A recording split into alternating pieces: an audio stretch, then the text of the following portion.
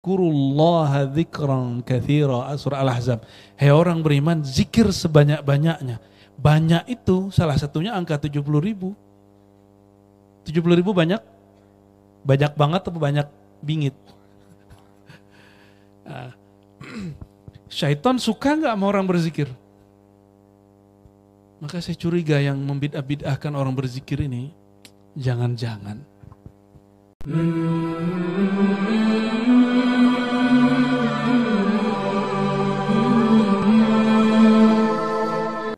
Ijtihaduka fima dhamina lak, kesungguhanmu terhadap rezeki yang sudah Allah jamin bagimu. Wa taqsiruka, sedangkan engkau kurang serius. Bang Dik, tahajudnya ada nggak selama bekerja? Ada nggak yang bekerja? Kerjanya berapa jam sehari? Saya udah nggak kerja, Bu ya. Oh iya, ada yang lain deh. Yang kerja berangkat jam berapa? Berangkat jam 6, jam 7. Jam 7. Anggap PNS atau karyawan, berangkatnya jam berapa? Jam 7. Pulang? Jam 5. Nyampe di rumah? Jam 7 lagi. Berarti 12 jam di luar rumah. Adakah di antara antum ini yang tahajudnya selama itu? Itu namanya kurang. Benar gak? Katanya akhirat dan dunia mesti seimbang. Seimbang mah 50-50. 50% mau. Tidak. Jadi tidak ada ayat yang menyebutkan bahwa dunia dan akhirat itu seimbang. Yang ada itu Allah mengatakan ibtaghi fima ataakallahu ad-daral akhirah. Surat Al-Qasas ya. Ini kopiahnya, kopiah Bugis ya. Saya baru carilah apa yang Allah berikan kepadamu, yaitu negeri akhirat. Dan itu nggak pakai tapi, nggak pakai dari, nggak pakai sebagian. Carilah semaksimal mungkin negeri akhirat. Tapi giliran dunia apa kata Allah, wala tansa nasibaka. Kamu jangan lupa ya. Kalau kita kan sekarang dibalik, coba ustadz hari ini mohon maaf bahasanya dibalik. Kamu nggak apa-apa ibadah, tapi jangan lupa duniamu. Begitu nggak? Enggak begitu. Ngomongnya gini. Carilah duniamu sebanyak-banyaknya, nanti jangan lupa akhiratmu. Kebalik gak sekarang perintahnya? Kalau Allah nyuruhnya apa yang dicari? Ayat ini bukan nyuruh sholat lebih lama daripada kerja. Karena dalam pemahaman kami, kerja itu juga ibadah. Kerja itu ibadah kalau amanah. Maka orang yang kerjanya amanah, dia sama dengan sholat sunat. Apalagi kalau dia pemimpin, dia adil. Pemimpin yang adil itu ditaruh di 7 daftar wali Allah yang ditulis di dalam hadis Bukhari. 7 wali yang Allah jaga di saat tidak ada penjagaan di hari kiamat. Nomor 1-nya siapa? Imamun adlun. Imam yang adil. Bukan ustadz. Imam dulu. Maka sekarang banyak yang pengen jadi imam. Banyak yang ingin jadi wakil rakyat, betul nggak? Mohon doa restu gitu. Ya nggak apa-apa. Kan Bang Dik kalau nggak nyalon ya harus ada yang nyalon. Teman-teman yang melakukan Allah, ini ada kalimat yang agak keras di sini. Orang-orang yang dia sungguh-sungguh dalam urusan mencari rezeki dunia, tapi tidak sungguh-sungguh dalam akhirat, dalilun alam timasil basir, tanda mata matinnya buta. Jadi kalau ditanya, apakah mata batinku hidup? Jawabannya satu aja. Kamu lebih serius di depan TV atau di atas sejadah? Kamu lebih serius, maka harus diganti. Imam Al-Banani menukil seorang sufi di zaman dulu namanya Dhahak. Dhahak ini secara harfiah artinya yang suka ketawa. Mungkin dia dulu suka ketawa. Kata dia, salah satu nikmat yang aku tidak peroleh bandingannya di dunia, rezeki yang luar biasa, mujalasatu ahli ilmi, duduk bersama orang yang kenal Allah. Mujalasatu zakirin, begitu di riwayat lain, duduk bersama orang-orang ahli zikir. Maka teman-teman, kalau nggak kuat zikir sendiri, gabunglah dengan orang yang suka berzikir. Ini sekarang di Ribat untuk zikirnya masih terbatas karena tempatnya terbatas. Di lantai 3 kita hari Jumat biasanya. Semoga tahun depan ini sudah jadi suraunya, nanti kita zikir bareng di sini. Kita nikmati hidangan-hidangan langit. Insya Allah. Kenapa kita sebut hidangan langit? Karena setiap kali orang menyebut nama Allah, sebenarnya Allah sudah duluan nyebut nama dia. Jadi kapan kan Allah ingat kita? Kapan Allah ingat kita? Sebelum kita ingat Allah. Ya. Duluan kita yang sholawat atau Rasulullah yang doain? Cuma secara syariat orang itu diajarkan ikhtiar. Man shalla alayya, siapa yang salawat kepadaku, sallallahu alaihi asyra marrat, Allah salawat kepadanya 10 kali. Coba perhatiin kalimatnya. Siapa yang salawat kepadaku sekali, Allah salawat kepadanya 10 kali. Kita salawat, Allah salawat. Duluan mana wujudnya? Duluan wujud Allah apa wujud kita? Dan Allah sekali salawat, selama-lamanya salawat. Allah sekali ingat hambanya, selama-lamanya ingat hambanya. Inilah yang disebut zikir. Zikir itu mengingat pertemuan yang dulu pernah terjadi. Ada yang ingat gak? Ada yang ingat wajah Tuhan gak? Gak ada yang ingat. Karena gak ada yang ingat, yang diingat itu pertemuan yang lama. Jadi semua rasa zikir hari ini itu hanya mengenang perasa yang lama itu. Karena Allah dulu, sekarang, nanti sama. Maka ingat yang dulu itulah yang disebut zikir. Maka zikir artinya mengingat. Kalau nyebut Allah, itu namanya menyebut. Itu namanya memuji. Tapi zikir dalam arti mengingat. Saya nggak bisa ingat wajah Allah pakai akal. Maka orang yang mencoba memikirkan Allah dengan akalnya pasti gila. Itulah kejadian ahli-ahli tasawuf dituduh penyebab kegilaan. Benar nggak? Dari dulu sampai sekarang? Tapi Bang Dik ini udah ketemu Syekh Hisham tahun berapa dulu? 2000? Syekh Hisham Kebani 2008. Udah gila belum? 2008 telat ya. Saya 98 udah berteater ikut Bang Dik. 98. Ya makanya itu. Saya jadi muridnya Buya. Loh bukan. Maksudnya aku gila gak? Mana ada dokter gila kan? Nggak, jadi teman-teman ketika ada kejadian satu, jangan dipukul rata.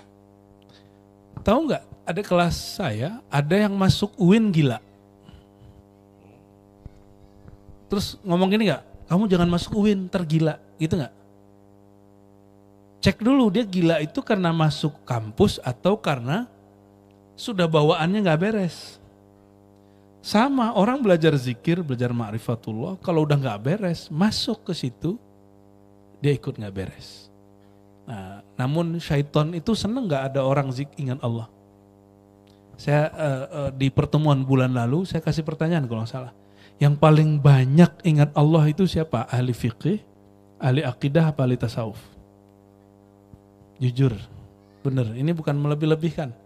Ahli fikih, ahli akidah atau ahli tasawuf? Yang banyak zikir. Zikir nggak usah pakai takwil. Zikir, subhanallah, subhanallah, alhamdulillah. Kalau majelis ilmu itu penakwilan terhadap kata zikir. Ahli tasawuf. Ambil satu tarekat. Tarekat Qadiriyah itu ada zikir Ataqah namanya, sama dengan Naqsyabandi, sama dengan Samaniyah dan tarekat lain. Zikir Ataqah 70.000 la ilaha illallah. Mana ada selain orang tarekat begitu? Yang ada dibid'ahin. Padahal Al-Qur'annya mengatakan uzkurullaha dzikran katsira, surah Al-Ahzab. Hei orang beriman, zikir sebanyak-banyaknya. Banyak itu salah satunya angka 70.000. 70.000 banyak?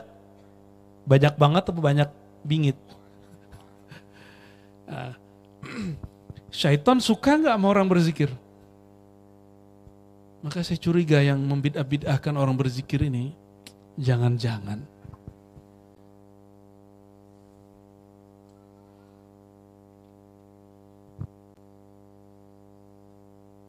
dulu syaitan itu yang bernama Azazil pernah didatangi gerombolan malaikat lalu minta doa, wahai Azazil, doakan kami supaya selamat. Loh kenapa? Karena kami dapat kabar nanti ada malaikat yang membelot. Kira-kira gitu kalau bahasa bebasnya. Apa kata Azazil? Saya doakan kalian istiqamah. Saya doakan kalian dapat hidayah. Tapi dia lupa sama dirinya sendiri. Allah yahdikum. Semoga Allah memberi hidayahmu. Hadakumullah. Semoga kalian dapat hidayah. Tapi dia lupa mendoakan diri sendiri. Itu ngeri sekali. Dan ternyata terjadi. Dia yang belot itu malah yang doain itu. Ya. Nauzubillah min dzalik. Walaupun ini kisah Israiliyat, tapi ada benarnya. Ya. Kalau doain orang mulai diri dulu. Ya. Ibda biman ta'ul, mulai diri kita dulu, baru kemudian orang-orang dekat kita. Baik teman-teman semua, apa kata Imam Khatib Al-Waziri? Ciri-ciri orang yang maghbun, yang rugi. Ijtihaduka fi rizqikal madmun wa taqsiruka fi ibadatir razzaq, ya. Engkau sungguh-sungguh terhadap yang sudah dijamin tapi lengah terhadap yang belum dijamin. Itu dalilun annaka al-maghbun, tanda kamu itu kamu rugi, ya. Maghbun artinya rugi, ya. Oke. Lanjut. Bismillahirrahmanirrahim. La yakun, janganlah hendaknya terjadi ta'akhuru amadil ata, ketika pemberian Allah terlambat turun kepadamu. Pernah kejadian gak minta sesuatu di waktu tertentu tapi Allah belum kasih di waktu itu? Yang paling gampang yang jomblo-jomblo udah pengen melepas jomblo tapi belum ketemu, itu paling gampang. Atau yang belum punya dapat pekerjaan, ingin dapat kerjaan. Yang ingin dapat kendaraan, kendaraannya belum dapat. Yang ingin dapat rezeki, rezekinya belum dapat. Jawabannya apa? Jawaban beliau, jangan sampai pemberian Allah kepadamu itu telat sedangkan engkau serius berdoa dan berusaha. Mujiban liyasik, mujiban menyebabkan munculnya ya'sika, keputusasaan di dalam hatimu. Nah, sering gak ngomong begitu? Saya sudah sekian bulan nih doa tapi gak ada hasilnya. Ada yang ngomong begitu? Ya, sering ngomong begitu? Kalau pernah bicara begitu, ini yang disebut mujiban liyasik. Dan Allah paling tidak suka sama orang yang putus asa. Jadi ciri-ciri hamba yang tidak diterima jadi kekasih Allah, baru doa sedikit, baru doa setahun, 2 tahun, 3 tahun gak dijawab, terus mengatakan, doa saya gak didengar kayaknya. Nah, orang-orang begini, sejak kapan Allah itu tidak dengar orang berdoa? Ada nggak? Pernahkah Allah tidak dengar satu bunyi atau tidak tahu dengan adanya lalat, semut? Pernah nggak? Semut di hari yang gelap, di tempat yang gelap, batunya hitam, itu Allah tahu. Masa cuma kita doa Allah nggak tahu? Nah, jadi keyakinan orang-orang seperti ini yang meyakini bahwa sepertinya doaku belum dijawab. Nah, keyakinan seperti ini yang kemudian membatalkan akidah ahlus sunnah wal jamaah. Allah mengatakan innallaha sami'un alim. Allah maha mendengar, Allah maha melihat. Terbayang sedikit Allah tidak dengar doa, batal nggak akidahnya? Batal akidahnya? Dan sudah berapa banyak orang Islam itu nggak Islam lagi. Itu sebabnya saya setiap kali mau mulai sekarang baca syahadat. Apakah baca sendiri atau bacanya berjamaah? Coba sebelum sholat syahadat dulu ya. Siapa tahu dari sholat ke sholat yang itu kita sudah batal syahadatnya. Contohnya yang tadi. Itu bagian aneh kok yang dapat. Nah, itu batal tuh syahadatnya. Ini bab hakikat ya. Bukan bab KTP. Secara KTP masih muslim. Secara bab ilmu fikih masih Islam. Tapi secara ilmu rohani, ilmu tauhid itu batal. Ilmu tauhid batal sudah. Makanya ahli hakikat itu agak tegas. Yang lembut itu ahli makrifat. Apa beda hakikat dan makrifat? Hakikat itu berbicara apa adanya. Fi hadratillah, di hadirat Allah Subhanahu wa ta'ala. Karena Allah itu Zul Jalali wal Ikram, itu tegas. Maka Allah bertajalli kepada Sayyidina Muhammad SAW, memantulkan sifatnya, yaitu sifatul jamal. Maka muncullah rahmatan lil alamin. Kalau bab rahmat, orang begini masih bisa diselamatin. Orang yang mengatakan tadi, Allah ini apa? Nasib gua kok begini mulu, berarti dia sedang meratapi nasibnya. Orang seperti itu secara hakikat batal, tapi secara syariat masih muslim. Ya. Bang Dik nih saya ngomong, atau Bang Dik ngomong, Ar-Razi ini nggak bakal diundang kalau nggak podcast sama aneh. Pernah ngomong gitu nggak?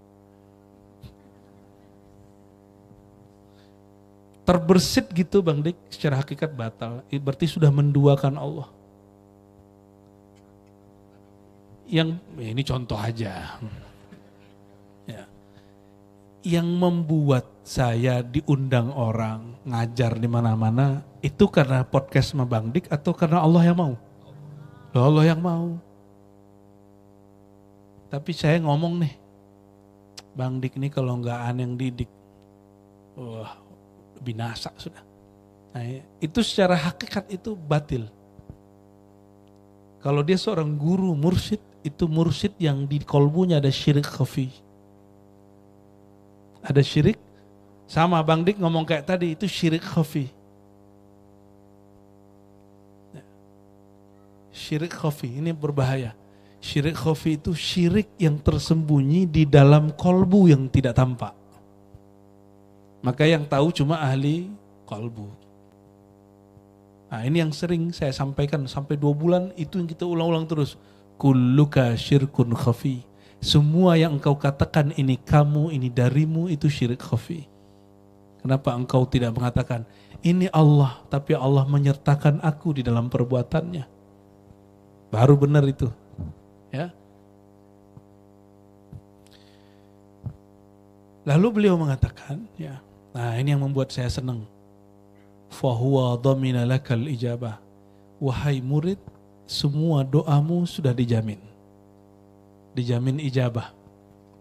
Ini perkataan Ibnu Athaillah Sekandari. Semua yang ngaji hikam malam ini adalah murid Ibnu Athaillah Sekandari. Apa kata beliau? Wahai murid, semua yang engkau minta itu sudah dijamin ijabahnya. Pengen diijabah di dunia apa di akhirat? Di dunia. Beneran? Yang mana nih? Ada yang dunia, ada yang akhirat gitu ya. Pengen masuk surga nggak?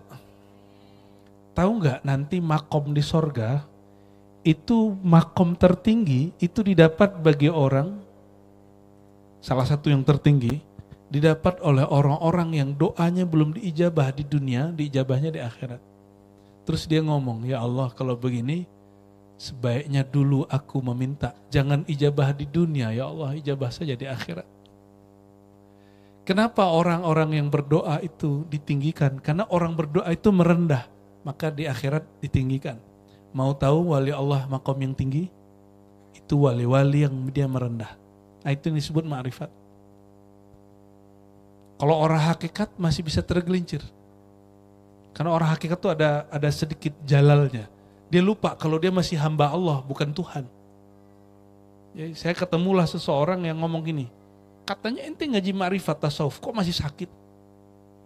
Aneh ngaji ma'rifat, nggak ada sakit-sakitnya, ngomong gitu. Itu matanya langsung belalak, itu udah nggak kayak manusia lagi. Ya. Kok ada kesombongan begitu? Itu kan jalalnya Allah. Nabi pernah sakit nggak? Kata orang kalau ngaji Nur Muhammad nggak bisa sakit-sakit, bener nggak? Hah? Guru saya pakar Nur Muhammad, bahkan nama dia Nur Muhammad, sakit-sakit. Terus kok ada orang bilang, kalau orang sudah ngaji Nur Muhammad gak akan sakit-sakit. Bukan. Kalau orang ngaji Nur Muhammadnya baru sampai pada hakikat Nur, dia akan merasa dirinya bukan dirinya lagi. Sehingga dia gak merasa sakit, padahal tubuh dia sakit. Sugesti begitu kuat memang. Ya. Tiadalah diriku yang sakit, tiadalah badanku, tiadalah tubuhku, tiadalah tulangku, kecuali Nur Muhammad. Hilang rasa sakitnya pada sugesti. Tapi pada fisiknya sebenarnya dia masih sakit. Sugestinya yang kuat. Namun sugesti kuat bisa menyembuhkan badan juga. Nah, itu kehebatannya. Namun kalau ini terjadi terus, orang ngira, oh kalau ente punya kajian Nur Muhammad nggak akan sakit-sakit. Nggak begitu. Ada nabi yang sakit nggak? Nabi Ayub. Apa kurang nur Nabi Ayub? Ada yang lebih tinggi nurnya dari Nabi Ayub? Nggak ada. Ya. Katanya kalau wiridan nanti kaya. Di antara para nabi, tahu nggak antum? Setelah Nabi Muhammad SAW yang paling banyak wirid itu Nabi Isa. Tapi Nabi Isa afqarul anbiya, Nabi paling fakir, Nabi paling miskin. Jadi bukan zikir itu sebenarnya yang bikin, ya. Jadi selama ini kan ada zikir pelaris, benar nggak? Benar, zikir pelaris. Remeh amat zikir untuk akhirat melariskan dagangan dunia yang cuma beberapa hari. Sekelas gak ini? Zikir untuk akhirat. Nyebut nama Allah pemilik dunia dan akhirat. Antum gunakan zikir itu untuk melariskan dunia. Supaya jebol jadi anggota legislatif. Supaya jebol jadi wakil rakyat, jadi bupati, jadi remeh bener. Zikir itu abadi. Efeknya di sisi Allah. Kalau jadi wali kota berapa tahun? Jadi wakil rakyat berapa tahun? Ya. Terlalu remeh. Tapi boleh nggak minta dengan zikir dunia? Boleh. Secara ilmu hukum boleh. Tapi secara ilmu hakikat itu su'ul adab. Secara hakikat itu su'ul adab. Apa arti su'ul adab? Nggak sopan ente. Kalau secara ilmu hakikat itu orang nggak ngerti. Masa mutiara mau ditukar sama gundu? Mau ganti mutiara sama gundu? Mau. Nah, itulah nasib orang-orang yang wiridan untuk nyari dunia. Wiridan untuk nyari dunia. Jadi udah Bang Dik, wiridan aja, nggak usah untuk pelaris goa. Ya, nggak usah. Rezeki itu udah ada jalurnya. Nah, ketika orang zikir bukan lagi untuk pelaris, antum siap-siap bahagia. Mau bahagia? Jangan lagi zikir supaya lolos jadi wakil rakyat. Nggak akan bahagia. Orang zikir untuk hal-hal seperti itu karena dia menukar mutiara dengan gundu, maka dia rugi, dan yang kedua dia nggak akan bahagia. Setiap hari ngecek, ini gimana nih? Ya, katanya zikir ini bisa bikin laris. Cek, ada nggak yang datang? Kalau giliran rame langsung GR. Di sini Syirik Coffee muncul. Tuh berkat aneh solawat kan rame. Pernah ngomong gitu? Berkat aneh zikir nih, awan nggak ada hujan gitu. Ada yang ngomong gitu nggak? Itu ente syirik khafi. Syirik khafi, syirik tersembunyi.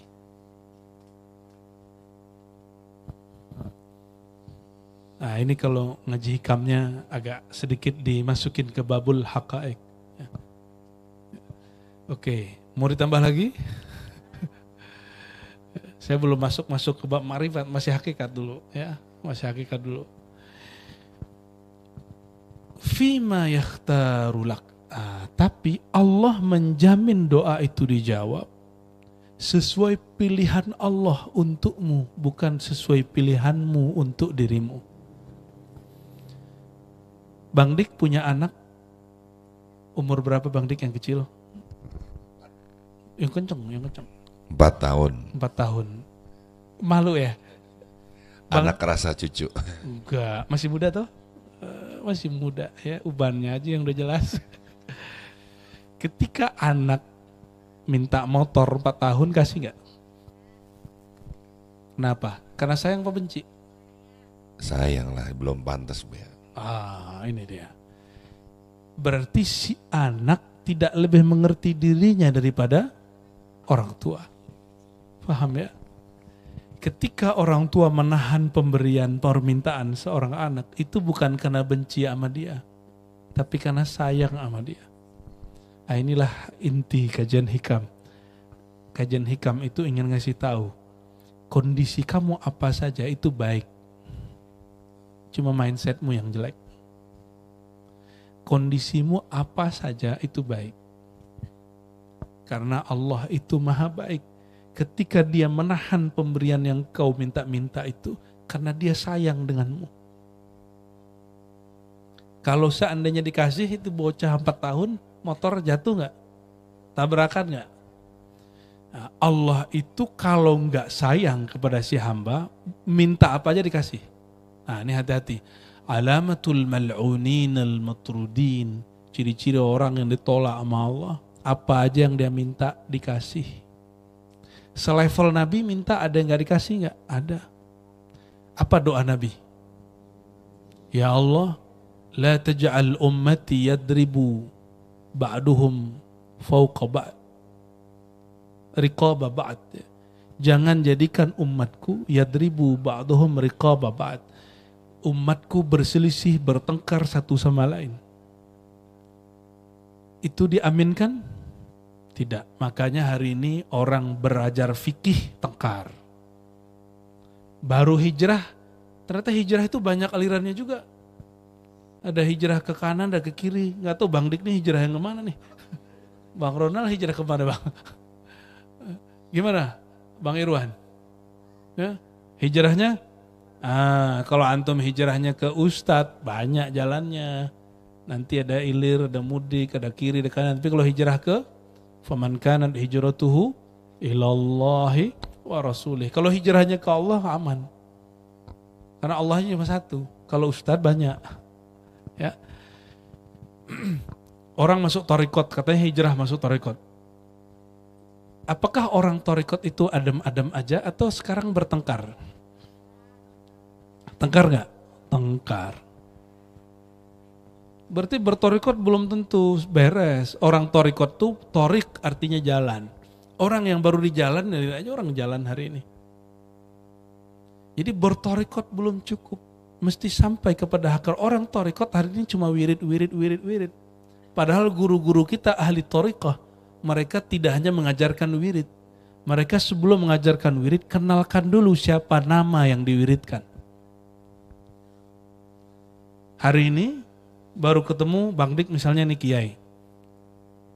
Pak Kiai, ijazahin zikir dong. Nah, langsung minta ijazah. Langsung minta beban. Itu orang cerdas apa orang konyol? Ciri-ciri murid yang kurang arif. Baru ketemu minta wirid, berarti nyari beban. Seharusnya kalau baru ketemu bilang, tolong terima aku jadi murid, tolong doain supaya istiqomah, begitu aja. Gak usah minta wirid. Kalau dikasih sama gurunya 10.000 gimana? Ini amalin ya sholawat sehari 10.000. Kayaknya antum gak balik-balik lagi tuh. Jadi kalau ketemu gak usah langsung minta talqin, gak usah ngaji aja. Minta izin sama gurunya, izinkan saya ikut ngaji, ikut belajar. Gak tahu kalau guru di luar sana, mursyid di luar sana mungkin, ayo talqin itu urusan mereka. Tapi kita sedang menghidupkan, ngaji dulu, kenali dulu yang engkau sembah, baru minta amalan sembahannya. Jangan nyembah dulu sebelum kenal, nanti nyembah hantu. Gak jelas siapa yang disembah. Sembah kan menghormati, mengabdikan diri. Maukah mengabdikan diri kepada zat yang tidak dikenal? Mau gak? Nah, selama ini mohon maaf orang tua itu cuma ngingetin anak, kamu sholat. Tapi anaknya gak diajarin siapa yang disembah di dalam sholat. Ya. Akhirnya mohon maaf mungkin di antara yang hadir malam ini ada yang merasa sholat itu beban waktu disuruh orang tuanya dulu. Bener gak? Ya, bener ya? Ya, yang ngangguk-ngangguk, yang diam-diam malu itu semuanya itu. Kira-kira lebih kenal Allah atau lebih kenal orang tua kondisi si hamba? Lebih mengerti Allah kebutuhan Bang Dik atau orang tua Bang Dik? Oke. Tapi anak kecil apa kata dia ketika orang tuanya gak ngasih? Papa gak sayang gitu ya. Ya. Fa'akul lakum ayyuhal hadirun. Jadi saya sampaikan, ketika ada seseorang ngomong begini, Allah kok belum ngasih-ngasih ya? Itu rohaninya mirip seperti anak 4 tahun. Maka rohani itu ada kualitas umurnya. Jadi ada rohani dewasa, ada rohani masih anak-anak. Yang suka ngeluh, suka tersinggung, itu anak-anak. Yang suka baper, suka ngambek. Jangan dikira di Dinotorikot gak ada orang ngambek. Banyak orang ngambek di Dinotorikot. Saya aja ketemu mursyid ngambek sama temannya mursyid padahal gurunya satu. Gak sapa-sapaan sampai mati. Katanya mursyid. Mursyid apa bullshit? Ya mohon maaf. Bagaimana dia mau mengajarkan orang jalan kepada Rasulullah, sedangkan jalan Rasulullah dia gak tempuh. Dia gak pernah nempuh jalan, terus dia mengajak orang ke situ. Tersesat gak? Pasti tersesat. Makanya banyak kiai-kiai dulu ngomong begini musim 2019. Yang gak nyoblos coblosanku, bukan santriku. Nah, pernah dengar gak dulu? Sejak kapan coblosan sama itu urusannya adalah urusan guru dan murid. Ya. Nauzubillah min dzalik ya. Mohon maaf jika ada yang tersinggung. Ya alhamdulillah.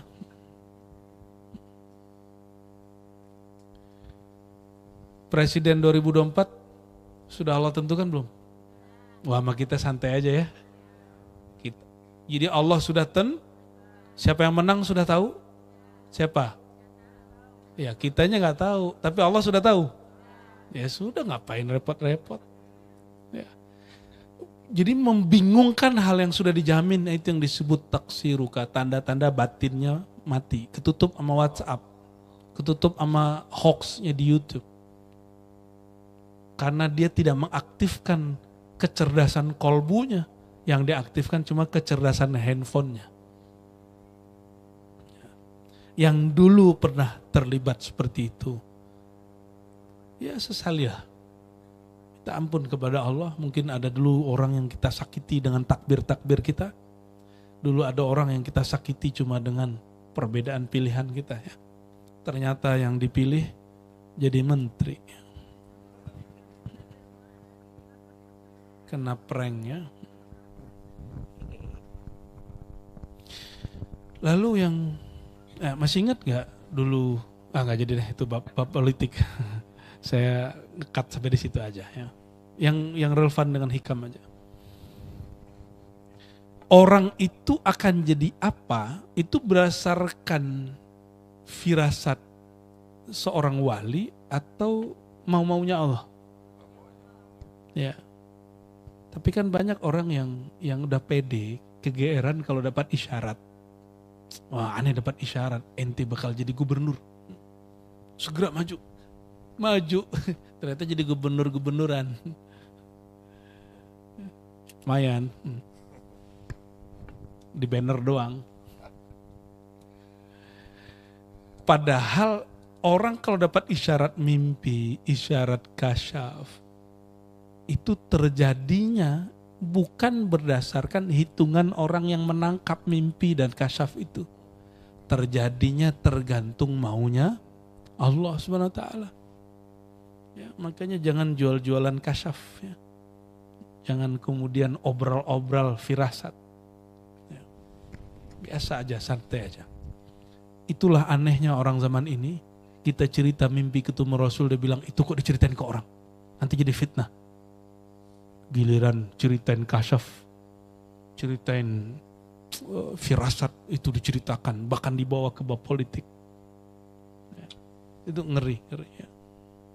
Adakah dalil yang melarang mimpi ketemu Nabi diceritakan? Ada nggak? Ada nggak dalil yang mengatakan kalau kamu cerita mimpi nanti membawa fitnah? Ada nggak? Adakah kaidah begitu tertulis di dalam kitab-kitab yang mu'tabar?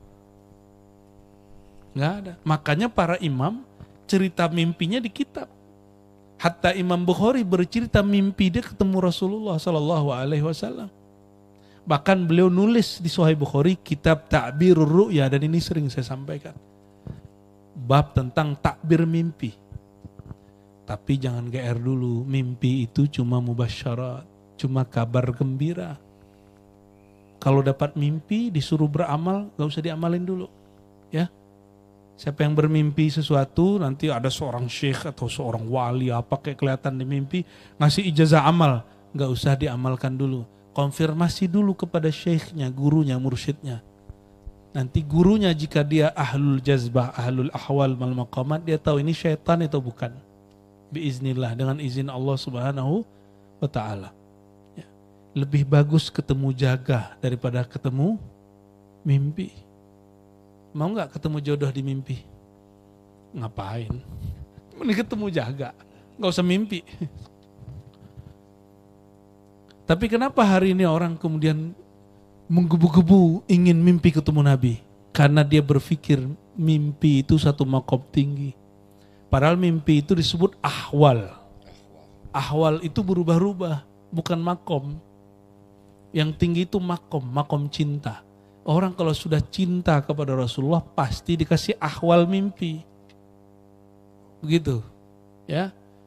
Jadi cintanya yang dikejar, bukan mimpinya yang dikejar. Hari ini gimana? Mimpinya yang dikejar. Nih amalan ini sekian kali nanti kamu mimpi ketemu Rasulullah. Saya yakin ulama yang ngomong begitu dia udah ngomong cinta sebelumnya, tapi videonya kan dipotongnya di situ. Ya, nggak sabar ngaji, pengen yang ujung-ujung doang, pengennya yang beban-beban ya, kayak keranjingan wiridan ya. Pas sudah wiridan nggak dapat nanya, aku udah wirid kok nggak ketemu Nabi ya? Kayaknya mursyidnya kurang wusul nih. Dia nggak jelas, mursyid yang disalahin. Jadi Allah lah yang memilihkan apa yang kita minta. Saya minta kepada Bang Dik, misalnya Bang Dik ini jagonya apa nih? Bang Dik mengerti gambar. Saya bilang, Bang Dik, beliin dong yang itu. Kata Bang Dik, tunggu Ar-Razi, saya nanti pilihkan yang bagus karena saya ahlinya gambar. Kira-kira saya nolak gak kalau saya ngerti Bang Dik lebih ngerti? Enggak nolak, kenapa? Karena dipilihkan oleh yang maha, oleh orang yang lebih mengerti. Bagaimana jika yang memilihkan itu zat yang maha mengerti? Jadi PR kita selama ini, Bapak Ibu, saudara-saudariku, mungkin kajian doa sudah banyak, kajian wirid sudah banyak, tapi orang jarang membahas bagaimana mengenal zat yang kita mintakan doa itu. Jadi kita ini kurang mengenal dia sehingga sering meminta hal-hal yang di luar kepantasan seorang hamba minta kepadanya. Waqfil waqtil ladzi yurid la fil waqtil ladzi turid.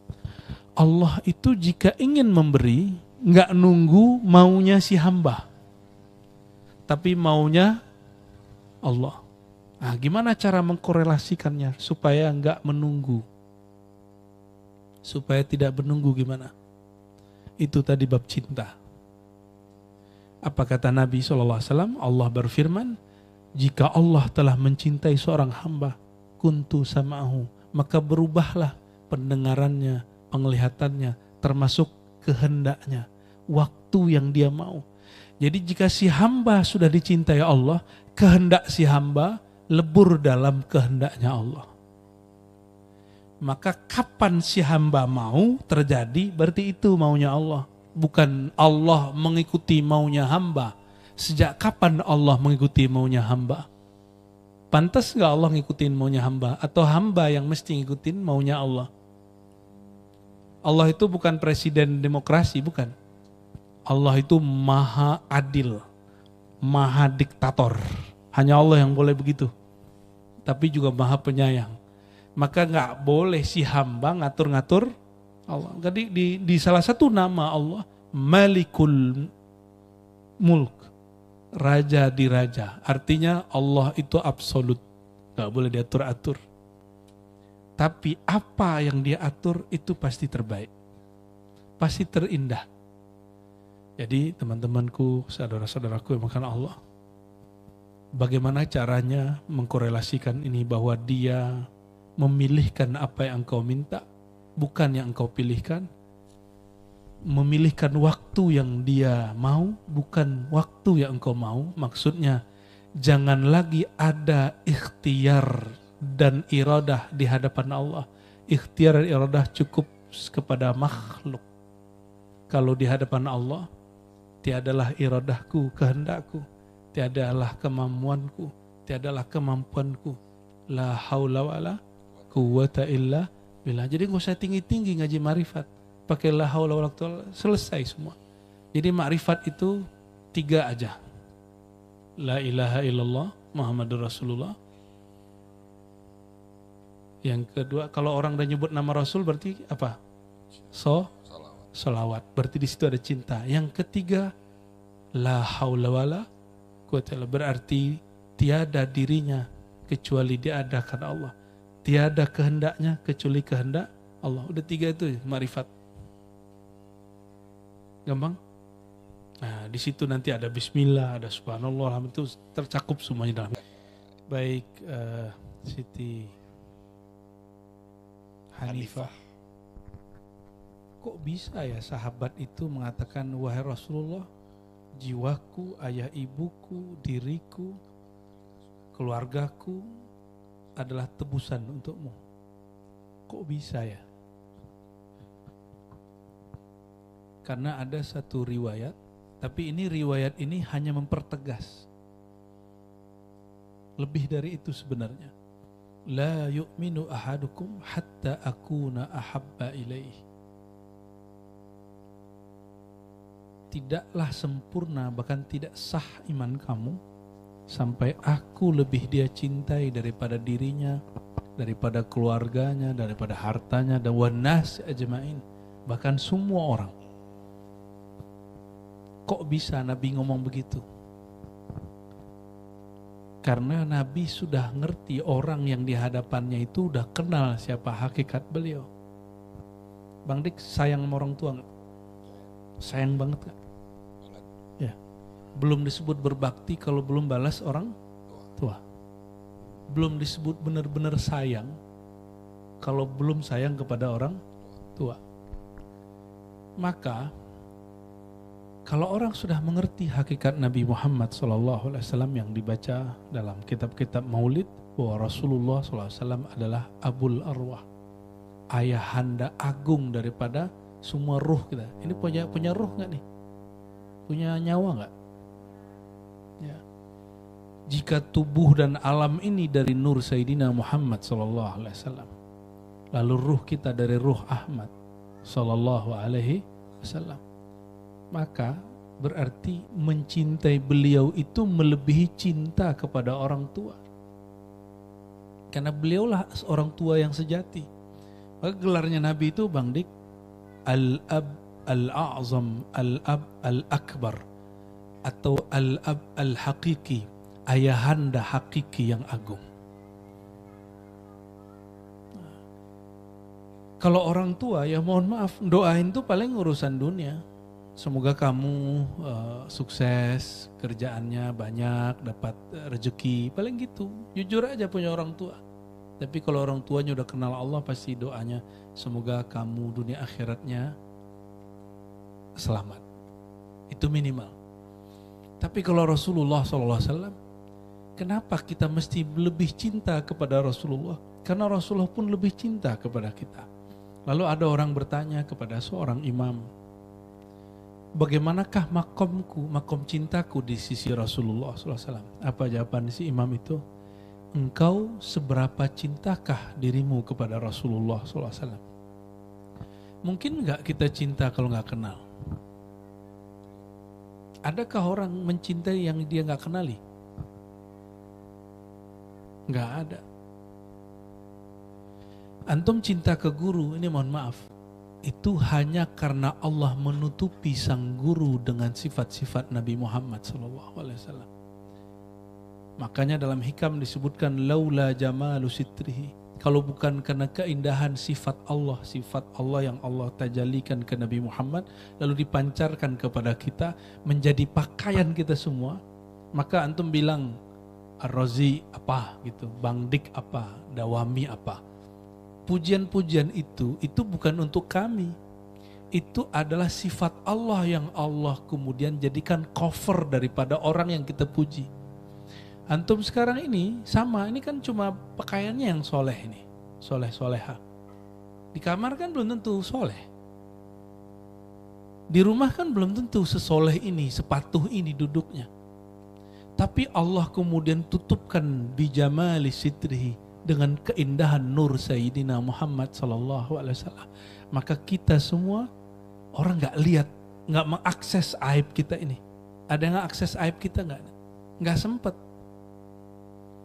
Maka kita senang sama guru yang bukan Nabi pasti. Itu karena Allah tutupi dengan nur Sayyidina Muhammad SAW. Kira-kira cinta sama guru itu karena si gurunya atau karena Nabi Muhammad SAW? Kemarin saya nanya ke teman-teman kita di Ribat, kalian kalau saya keluar kota gelisah gak? Hambar gak? Iya gitu. Itu baru sama saya loh. Rindu gak ngaji? Rindu. Itu baru sama Ar-Razi yang bukan Nabi. Sebenarnya rindu itu bukan kepada pribadi Ar-Razi Hashim, tapi itu kepada orang yang disebut-sebut dalam kajiannya. Siapa yang sering-sering kita bahas dalam kajian kita? Sayyidina Muhammad SAW. Dan Allah izinkan lidah al-fakir yang hina, yang banyak noda ini, yang tidak soleh ini, yang tidak sopan ini, ikut membicarakan beliau. Maka lidah ini, wajah ini, badan ini, ilmu yang Allah titipkan ini sebenarnya adalah cover yang Allah berikan kepada kita yang asalnya dari nur Sayyidina Muhammad SAW. Jadi ketika kita merindukan guru, sebenarnya bukan guru itu yang dirindukan, tapi nur yang terbawakan di dalam dirinya. Tapi apakah ia sanggup memikul nur? Atau sebenarnya nur itu yang memikul dia? Adakah orang sanggup memikul ilmu Nabi? Atau sebenarnya orang itu sedang dipikul oleh Nabi Muhammad SAW? Karena kita diikut sertakan dalam tugas-tugas kenabian, maka kita dikenang orang, Bang Dik. Jadi bukan karena diri kitanya yang alim. Ama guru aja rindu. Gimana ama sang maha guru Nabi Muhammad sallallahu alaihi wasallam. Ya. Dulu pernah pas pandemi saya hampir 5 bulan nggak ceramah kemana-mana, Bang Dik. Kata kawan-kawan pada gelisah. Mana nih kajiannya nggak muncul-muncul gitu. Itu baru ama Ar-Razi si pendosa. Gimana dengan Nabi SAW yang nggak pernah berdosa? Maka ketika Nabi Muhammad SAW disembunyikan waktu perang Uhud, jadi Nabi itu sudah hampir terbunuh. Karena ada seorang sahabat yang mirip dengan Nabi, perawakannya, dia yang kemudian terbunuh. Lalu orang-orang mengira yang terbunuh itu Nabi Muhammad SAW. Berteriaklah kafir Quraisy, "Qutila Muhammad." Muhammad sudah terbunuh. Padahal Nabi disembunyikan di suatu tempat yang aman. Tapi giginya sudah ada yang rusak. Gusinya berdarah. Sallallahu alaihi wasallam. Itu sahabat-sahabat semuanya gelisah. Maka ada sahabat yang akan terbunuh cuma karena apa? Ingin nyelamatin Nabi. Ada tombak melayang berdiri. Sahabat tuh langsung berdiri depan Nabi jadi tameng. Dan dia yang tersusuk. Begitu cinta. Dan mereka lebih cinta Rasulullah daripada nyawanya. Bagi mereka, kalau aku mati, yang sedih cuma keluargaku. Jika Rasulullah yang wafat, maka alam semesta ini yang bersedih. Mereka segitunya. Maka Nabi SAW beri kaidah. Kalau menurut ahli syariat, terjemahannya, kata Ibnu Hajar ini, Ibnu Hajar memilih terjemahan ini. La yu'minu ahadukum, tidak sempurna imanmu.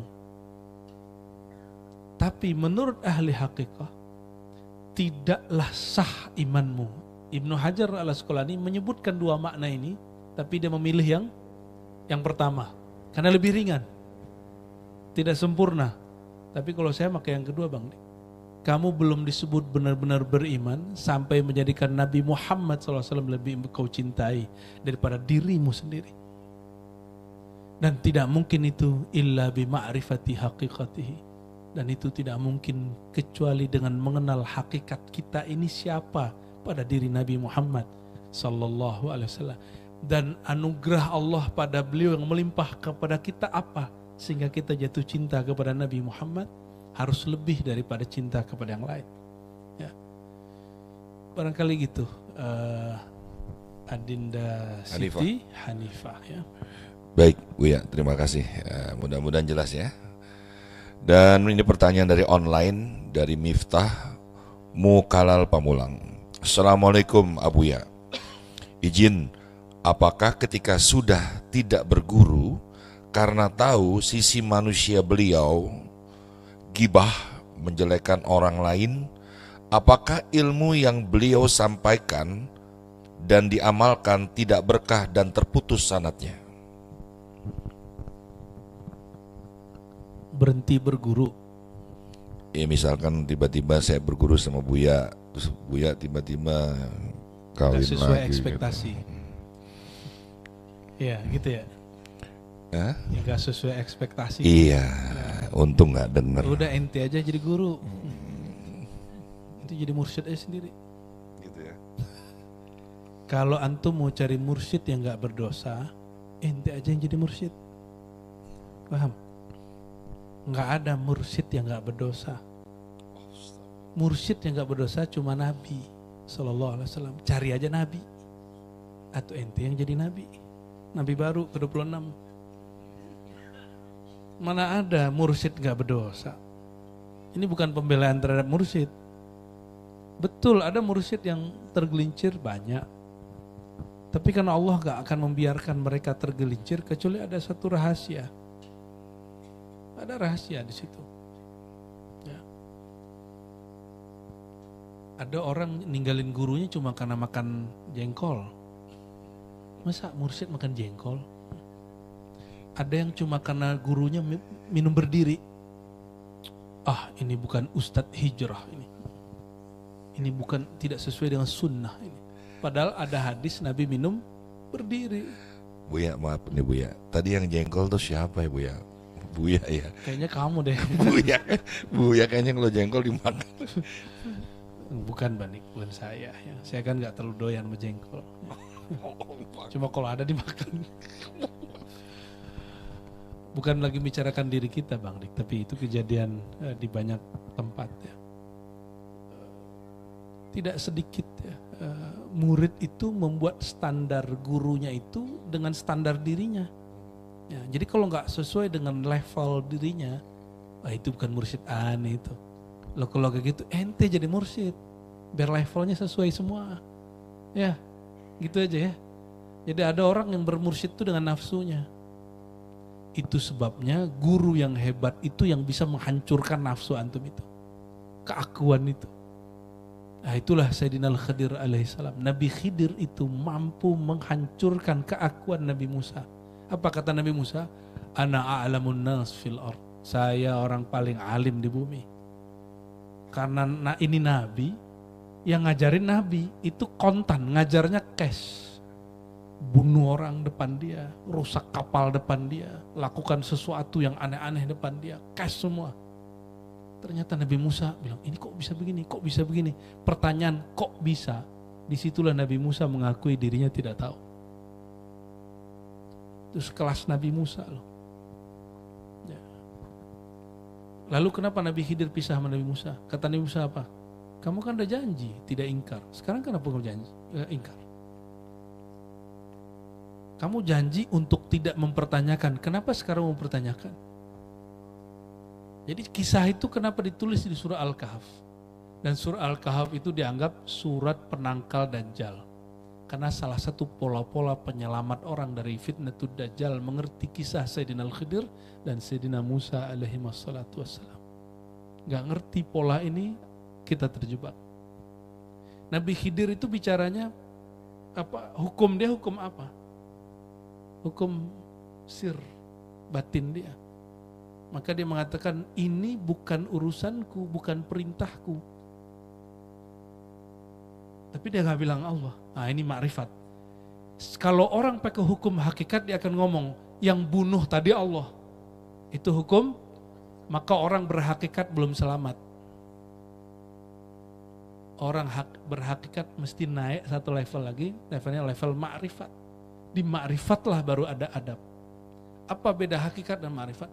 Hakikat itu pengetahuanmu tentang kejadian sebenarnya. Itu hakikat. Yang mematikan si anak, yang merusak kapal, hakikatnya siapa? Nabi Musa apa? Nabi Khidir Pak? Hakikatnya. Zohirnya Nabi Khidir. Hakikatnya siapa? Allah. Tapi orang yang punya adab, hal yang buruk secara kasat mata, secara hukum syariat, tidak boleh kemudian dipulangkan kepada Allah. Apa kata Nabi Khidir? Ma fa'altuhu, tidaklah aku melakukannya dari urusanku amri. Begitu ayatnya kan? Padahal mudah loh, cuma ngasih nama. Fa'altuhu min amrillah. Beda tipis, lebih mudah malah bahasa Arabnya. Aku lakukan ini karena perintah Allah. Kan lebih mudah. Pada hakikatnya yang membunuh itu Allah. Kan gampang. Tapi adab Sayyidina Al-Khidir, inilah dua ilmu yang diajarkan ke beliau. Musa, tidak semua hal kamu tahu. Yang terlihat di kasat matamu belum tentu hakikatnya begitu. Tidak semua hakikat yang kamu tahu mesti kamu katakan. Nah, ini yang paling penting. Tidak semua hakikat yang kita tahu mesti kita nyatakan. Jadi ketika ada orang ngomong Muhammad itu Allah, itu orang jahilun murakkabun su'ul adab kepada Allah Subhanahu wa taala. Pernah dengar orang ngomong gitu? Muhammad itu Allah. Itu buruk adab kepada Allah Subhanahu wa taala. Nabi pernah ngomong gitu enggak? Katanya antum ahli ma'rifat. Itu baru di hakikat. Coba Nabi Khidir, apa sulitnya mengatakan yang membunuh itu Allah. Yang merusak kapal itu Allah. Yang naikin tiang itu Allah. Mudah. Jadi orang kalau baru berhakikat, dia nanti kena penyakit kibr. Inilah yang terjadi pada iblis. Karena iblis itu ahlul haqa'iq. Apa kata salah satu riwayat dari iblis ini? Ditanya, kenapa engkau tidak mau sujud? Jawabannya apa? Yang bikin aku gak sujud kan engkau juga ya Allah. Bener ya? Tapi itu su'ul adab. Su'ul adab. Yang diceritakan di Quran bagian-bagian yang masih indah-indahnya. Karena Al-Quran itu bab ma'rifat. Keselarasan antara bab ma'rifat dan syariat. Sehingga indah. Quran itu betul-betul indah. Gak norak gitu. Hari ini orang-orang norak-norak ngomong hakikat itu, ya kita agak ngeri-ngeri juga dengernya ya. Diriku, di dalam diriku ada Tuhan. Waduh. Berarti Allah muat dong dalam diri dia. Ini benar secara hakikat, tapi secara bab ma'rifat enggak benar. Karena nanti pasti multi tafsir. Ente semulia apa ke Allah ada dalam dirimu, kan gitu nantinya. Yang benar kalimatnya seperti disebutkan di Quran. Ala bidzikrillah tatmainnul qulub wazkur rabbaka fi nafsik. Indah sekali itu bahasa di surah Al-A'raf. Ya. Ayat 200 berapa itu? 203 atau 204 atau 205. Wazkur rabbaka fi nafsik. Bagian-bagian akhir. Sebutlah Allah, Rabbmu, penciptamu di dalam dirimu. Allah nggak bilang di dalam dirimu ada Allah, nggak begitu. Tapi bahasa hakikat begitu. Maka teman-temanku pengkaji ma'rifat, pengkaji hakikat, ini nasihat untuk diri saya. Kalau ada saya keceplosan, tolong diingetin. Ya, kalau antum keceplosan, saya ingetin. Saling mengingatkan kita. Wa tawasau bil haq, wa tawasau bis sabr. Siapa tahu lagi datang nakalnya ya, terus ngomong begitu. Ya. Perhatikan bab adab. Adab itulah inti dari orang bermakrifat. Maka yang dapat gelar al-arif billah, dia mengerti hakikat, dia mengenal Allah, dia musyahadah kepada Allah, memandang kepada Allah, tapi dia nggak membuka bahasa-bahasa begitu secara terbuka, secara vulgar. Pasti kemudian dikemas dengan beberapa ungkapan-ungkapan yang tidak vulgar lah ya. Maka sejauh ini saya menjaga itu. Semoga Allah tetap mengistiqomahkan. Jika ada yang sudah kelewat, saya minta ampun kepada Allah Subhanahu wa Ta'ala. Ya. Oke, tentang kisah Nabi Musa, Nabi Khidir. Yang pertama apa? Tidak semua orang alim itu mengetahui segala sesuatu. Berarti di atas seorang alim ada. Yang kedua, tidak semua hakikat mesti diungkapkan. Nah, ini paling penting. Ya, penyakit di dalam diri namanya syak.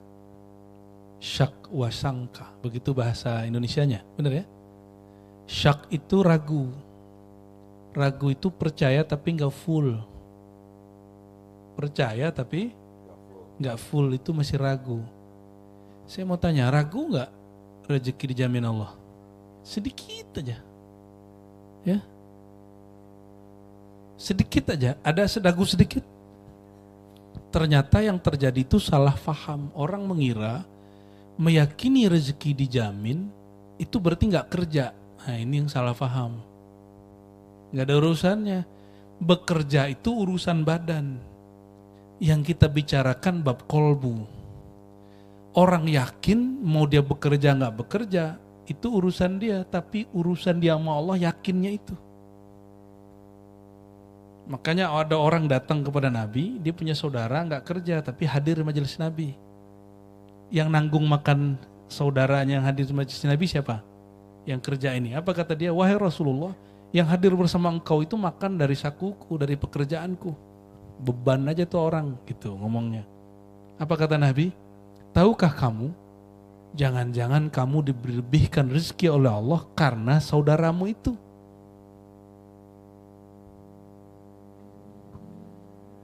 Itu kata Nabi Sallallahu Alaihi Wasallam. Oke,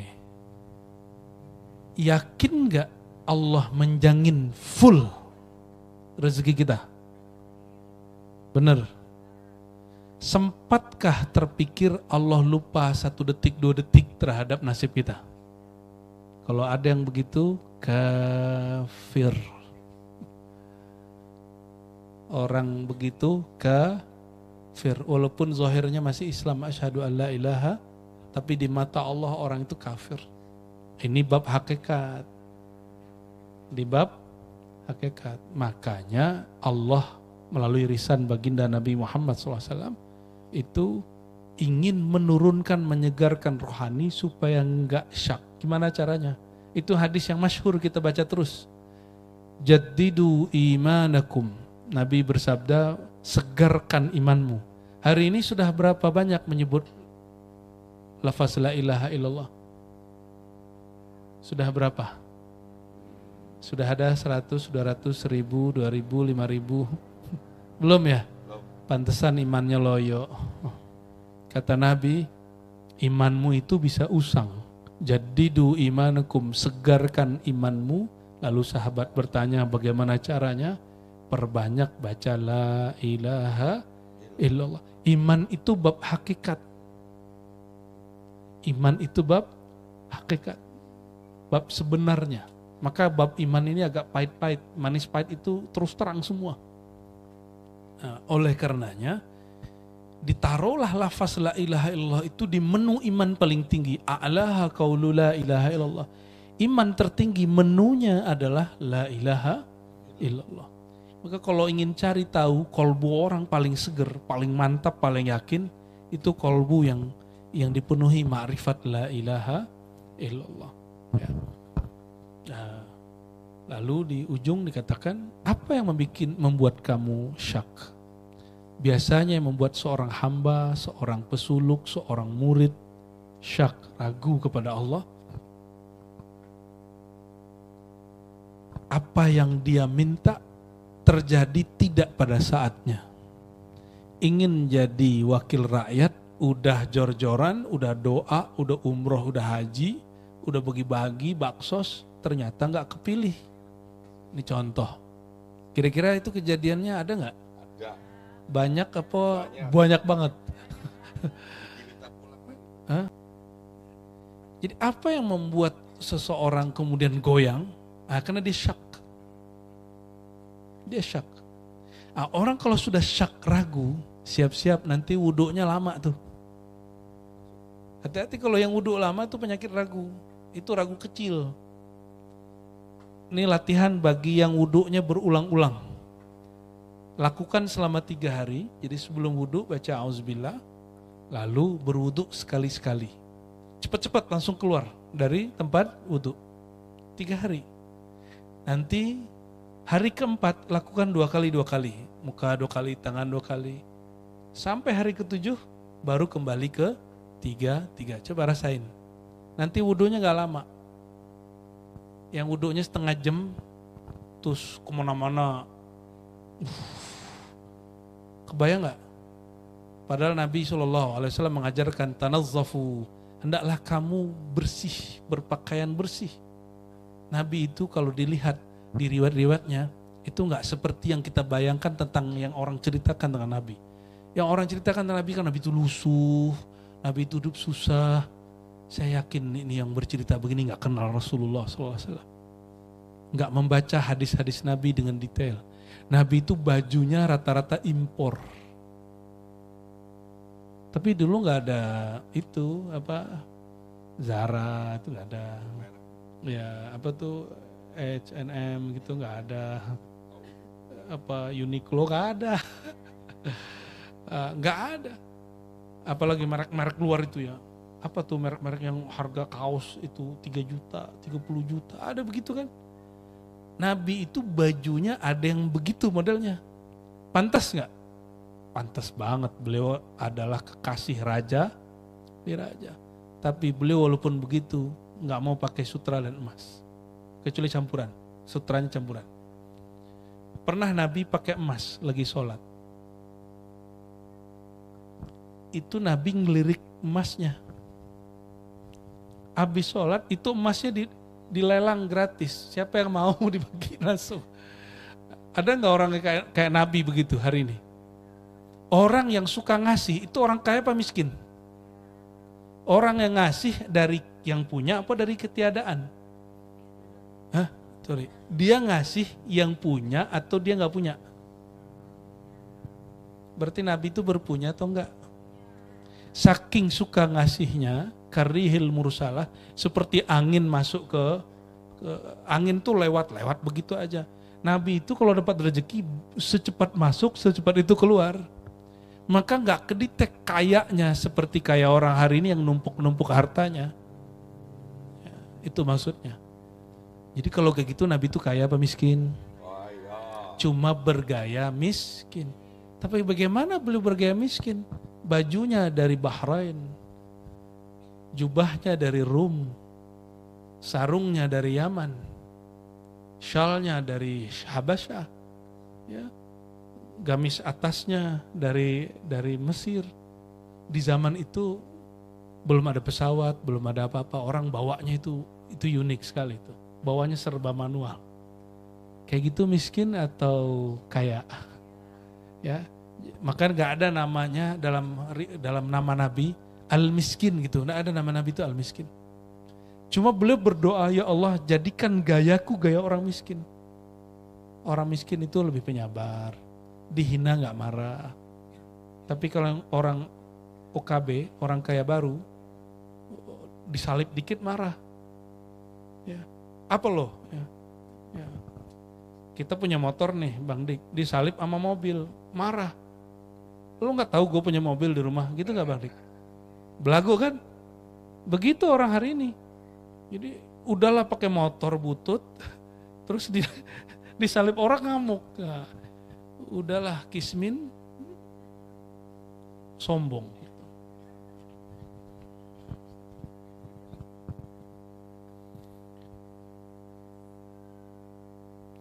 Apabila seorang hamba sedikit saja ada ragu di kolbunya, apa yang terjadi? Nur Muhammad di kolbunya padam. Itu yang disebut nur sarirah. Nur di dalam sirmu padam. Ragu gak? Maka orang ragu kepada gurunya, itu nur dia dengan gurunya udah putus, udah habis gak? Ya. Dan nasib orang yang begitu kemanapun berguru akan sama. Ini kabar buruk buat antum yang suka merendahkan guru-gurunya. Mau punya 1000 guru akan sama. Nasibnya sama. Dia akan mencari titik kesalahan gurunya dan itu membuat dia putus asa. Makanya dia bilang ente jadi mursyid aja. Ya.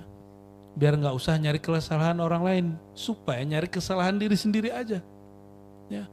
Bermursyid kok malah nunggu salahnya mursyid, itu gimana ceritanya?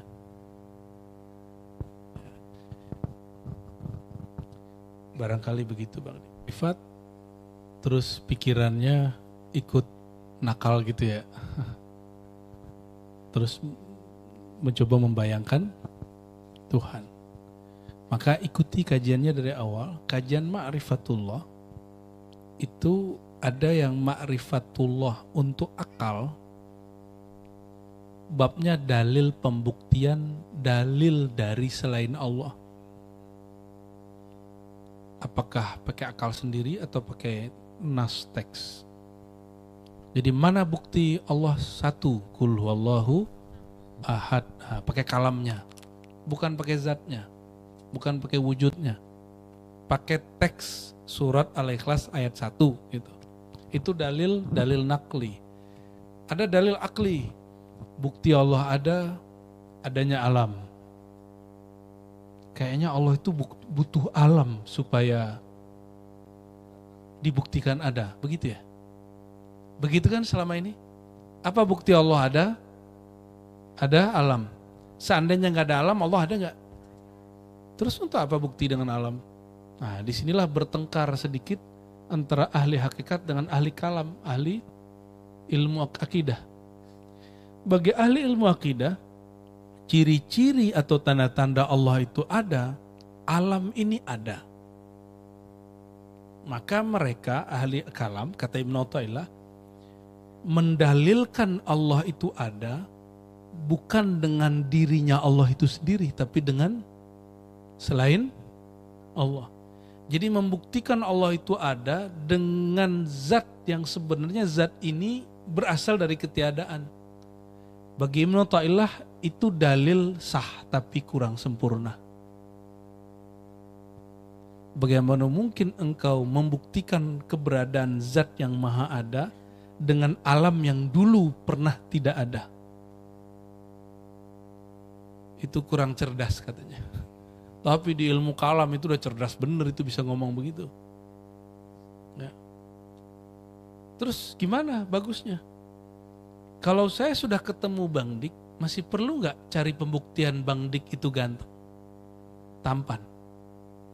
Gak perlu, cukup pandang wajahnya, wajah dia sendiri itulah bukti bahwa dia itu laki-laki gitu, maco gitu. Tapi kalau belum, cari foto Atau cari tetangganya, itu si Bang Dik doang itu bener orangnya tampan. Oh iya, nanti kumpulin 3 orang, orangnya baik gitu. Jadi dapat ceritanya dari orang. Kalau sudah ketemu dan emang orangnya seperti itu, masih perlu pembuktian orang itu enggak? Lebih kuat yang mana? Ketemu langsung dengan orang yang membuktikan dengan yang selain dirinya, dengan orang lain. Mengenal Bang Dik lewat tetangga atau mengenal langsung, itu lebih keren yang mana? Lebih sahih yang mana? Oke. Allah itu pernah jauh gak? Yang jauh itu kamu. Allah itu gak pernah jauh, yang jauh itu kita. Karena Allah gak pernah jauh, maka perlukah membuktikan Allah itu dekat? Allah itu tidak pernah tidak ada. Lalu perlukah kita membuktikan Allah ini ada dengan alam yang tadinya pernah tiada dan akan tiada?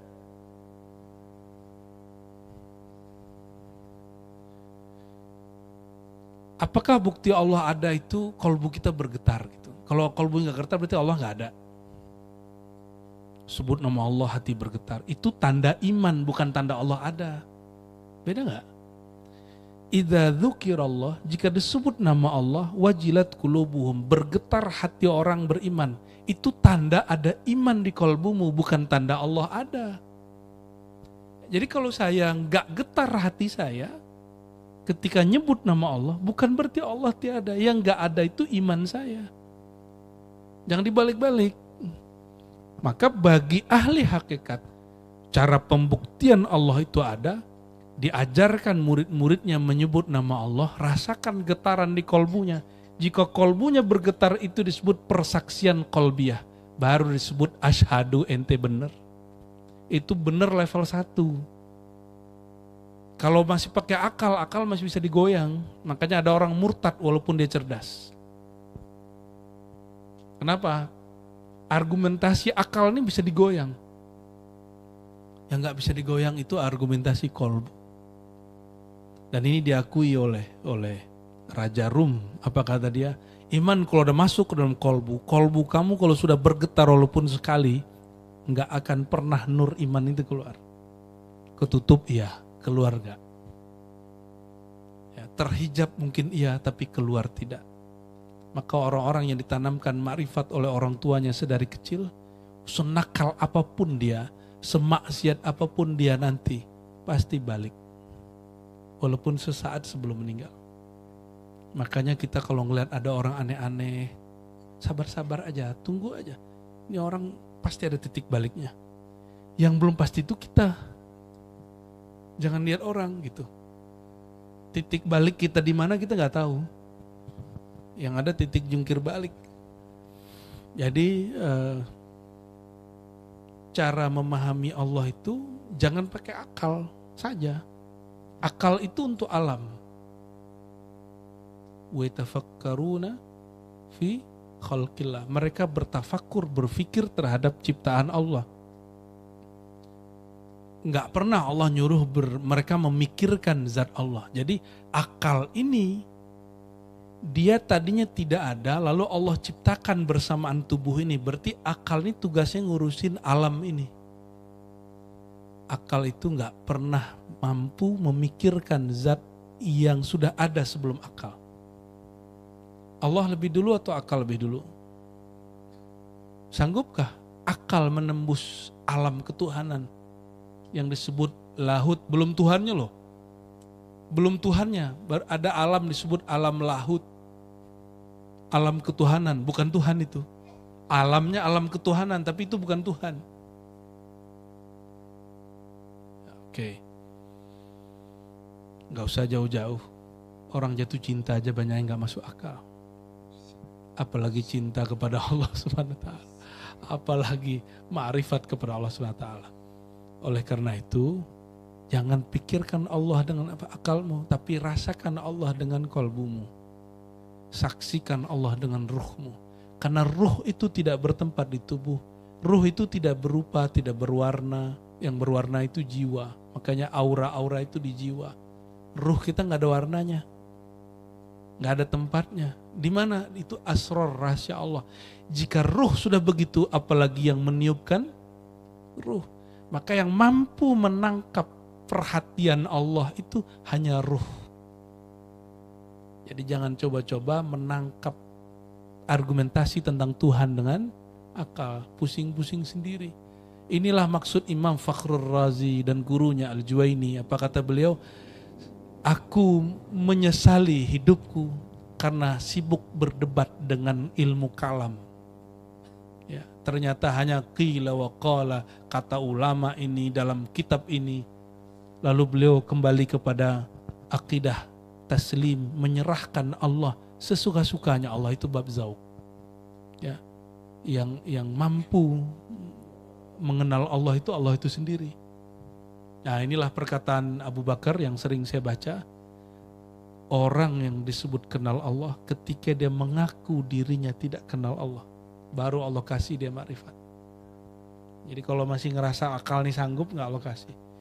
Nah, makanya hadis Tirmidzi yang menyebutkan doa tadi, Bismillahirrahmanirrahim, wal awwalu wal akhiru wal zahiru wal batin, itu ayat itu dimensinya dimensi lahutiyah, alam ketuhanan. Dan itu penyembuh penyakit-penyakit orang salah mikir tentang Tuhan. Nah, nanti lain waktu kita syarah apa rahasia baca huwal awwalu. Sudah ada manfaatnya di kajian-kajian tertentu ya. Tapi orang belum menjelaskan dalam maksud saya apa yang dimaksud huwal awwalu. Huwal awwalu wal akhiru. Nanti mohon diingatkan Bang Dik. Ini ada rahasia di situ. Barangkali itu sahabat-sahabat hikam yang melakukan Allah, saudara-saudariku. Ini termasuk baca hikam terbanyak. Ada berapa nih? 1, 2, 3, 4 ya? 5. 3 apa 4? Ya biasanya 2 aja udah banyak banget. Sekarang bisa 3 atau 4 ya. Mohon maaf jika ada salah kurang. Mari kita tutup dengan zikir sejenak. Isim kasar. Cahaya bisa dipegang nggak Pak? Udara bisa dipegang? Bau bisa dipegang? Gak bisa ya? Itu disebut jisim halus. Jisim itu punya karakter, sifat dalam bahasa Arab. Nah, sifat dalam bahasa Arab bukan sifat dalam bahasa Indonesia. Sifat dalam bahasa Arab arti karakter. Ini warnanya apa Bapak Ibu? Krem. Krem itu apa? Deket-deket kemana tuh Pak? Coklat. Oke, coklat. Baju saya hijau apa coklat? Hijau. Ini warnanya apa?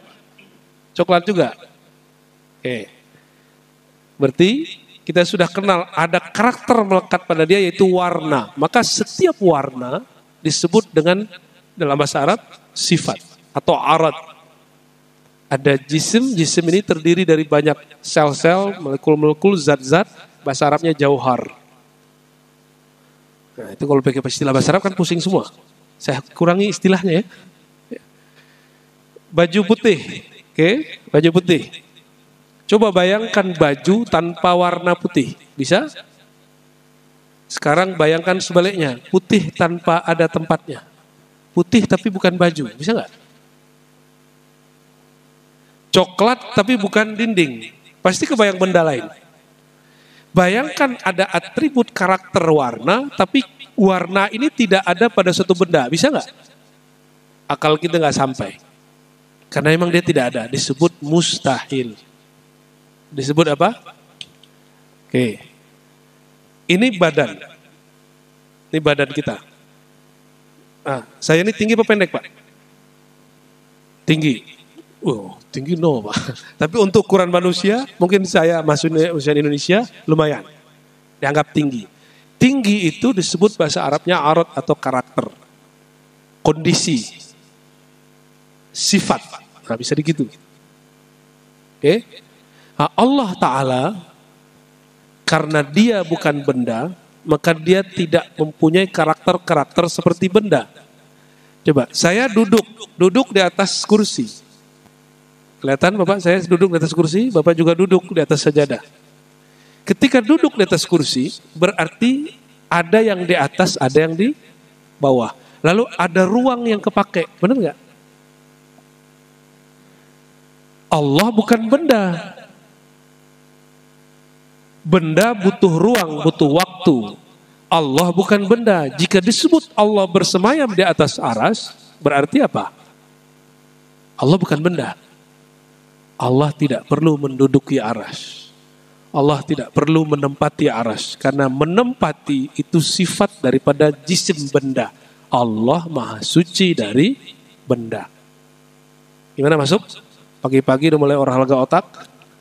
Ya, saya pelan-pelan kita ulang ini. Kalau ini benar, kalau ini sudah oke, Bapak nggak perlu lagi debat masalah apakah Tuhan bertempat, nggak perlu lagi.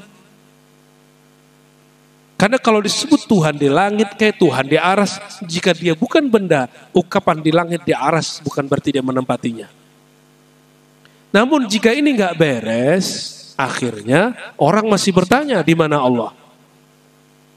Ya kan? Sampai sekarang ada satu kelompok tidak sah berakidah Ahlussunnah menurut mereka kecuali mengatakan Tuhan di langit atau Tuhan di atas aras. Kalau di langit nanti Isra Mi'raj ada kisah. Nabi naik ke langit dari pertama sampai ke-7 gak ketemu Allah. Ketemunya ruh para nabi.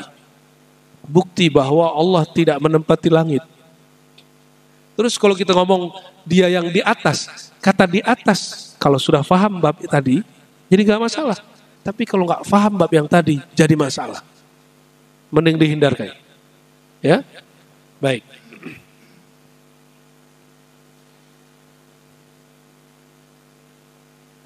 Jika ada jisim tadi, benda memerlukan apa tadi? Ruang, waktu, ada warnanya. Maka Allah bukanlah warna. Jadi Bapak kalau merem baca nama Allah gelap kan? Nah itu bukan Allah. Ya. Dulu ada yang ngomong Tuhan itu gelap. Saya tanya, gelap dari mana Mas? Ente kalau pejamin mata baca nama Allah, nanti gelapnya datang. Berarti dia membayangkan Allah itu gelap. Allah nggak bisa dibayangkan. Karena Allah bukan benda, kita nggak bisa bayangkan. Yang bisa dibayangkan oleh otak ini cuma sesuatu yang bersifat benda. Ini rumusan, ini kaidah. Coba tanya orang-orang pakar neurologis sama. Cuma mereka bahasanya lebih umum. Ya. Jadi kalau belum pernah dilihat oleh mata, maka akal otak kita nggak bisa mencernanya.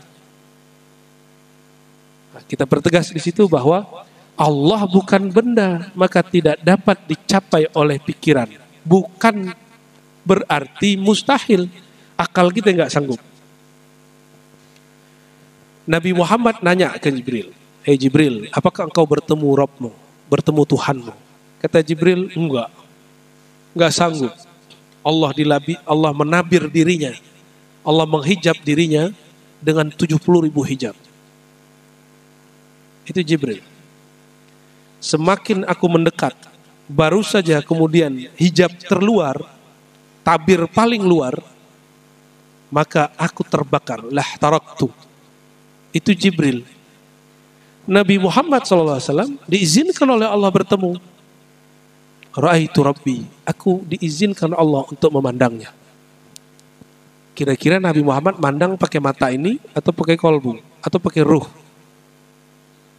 Kolbu aja nggak sanggup Pak, pakai ruh. Maka di aras itu ngapain? Aras itu termasuk benda. Kenapa? Dia ciptaan Allah, tapi dia bendanya gaib bagi mata kita, hakiki di sisi Allah dan para wali dan juga para nabi. Ketika Nabi SAW diangkat pada malam Mi'raj, Nabi sampailah di aras. Malaikat nggak boleh masuk. Malaikat cuma sampai di Sidratul Muntaha. Sidratul Muntaha itu jauh di bawah aras.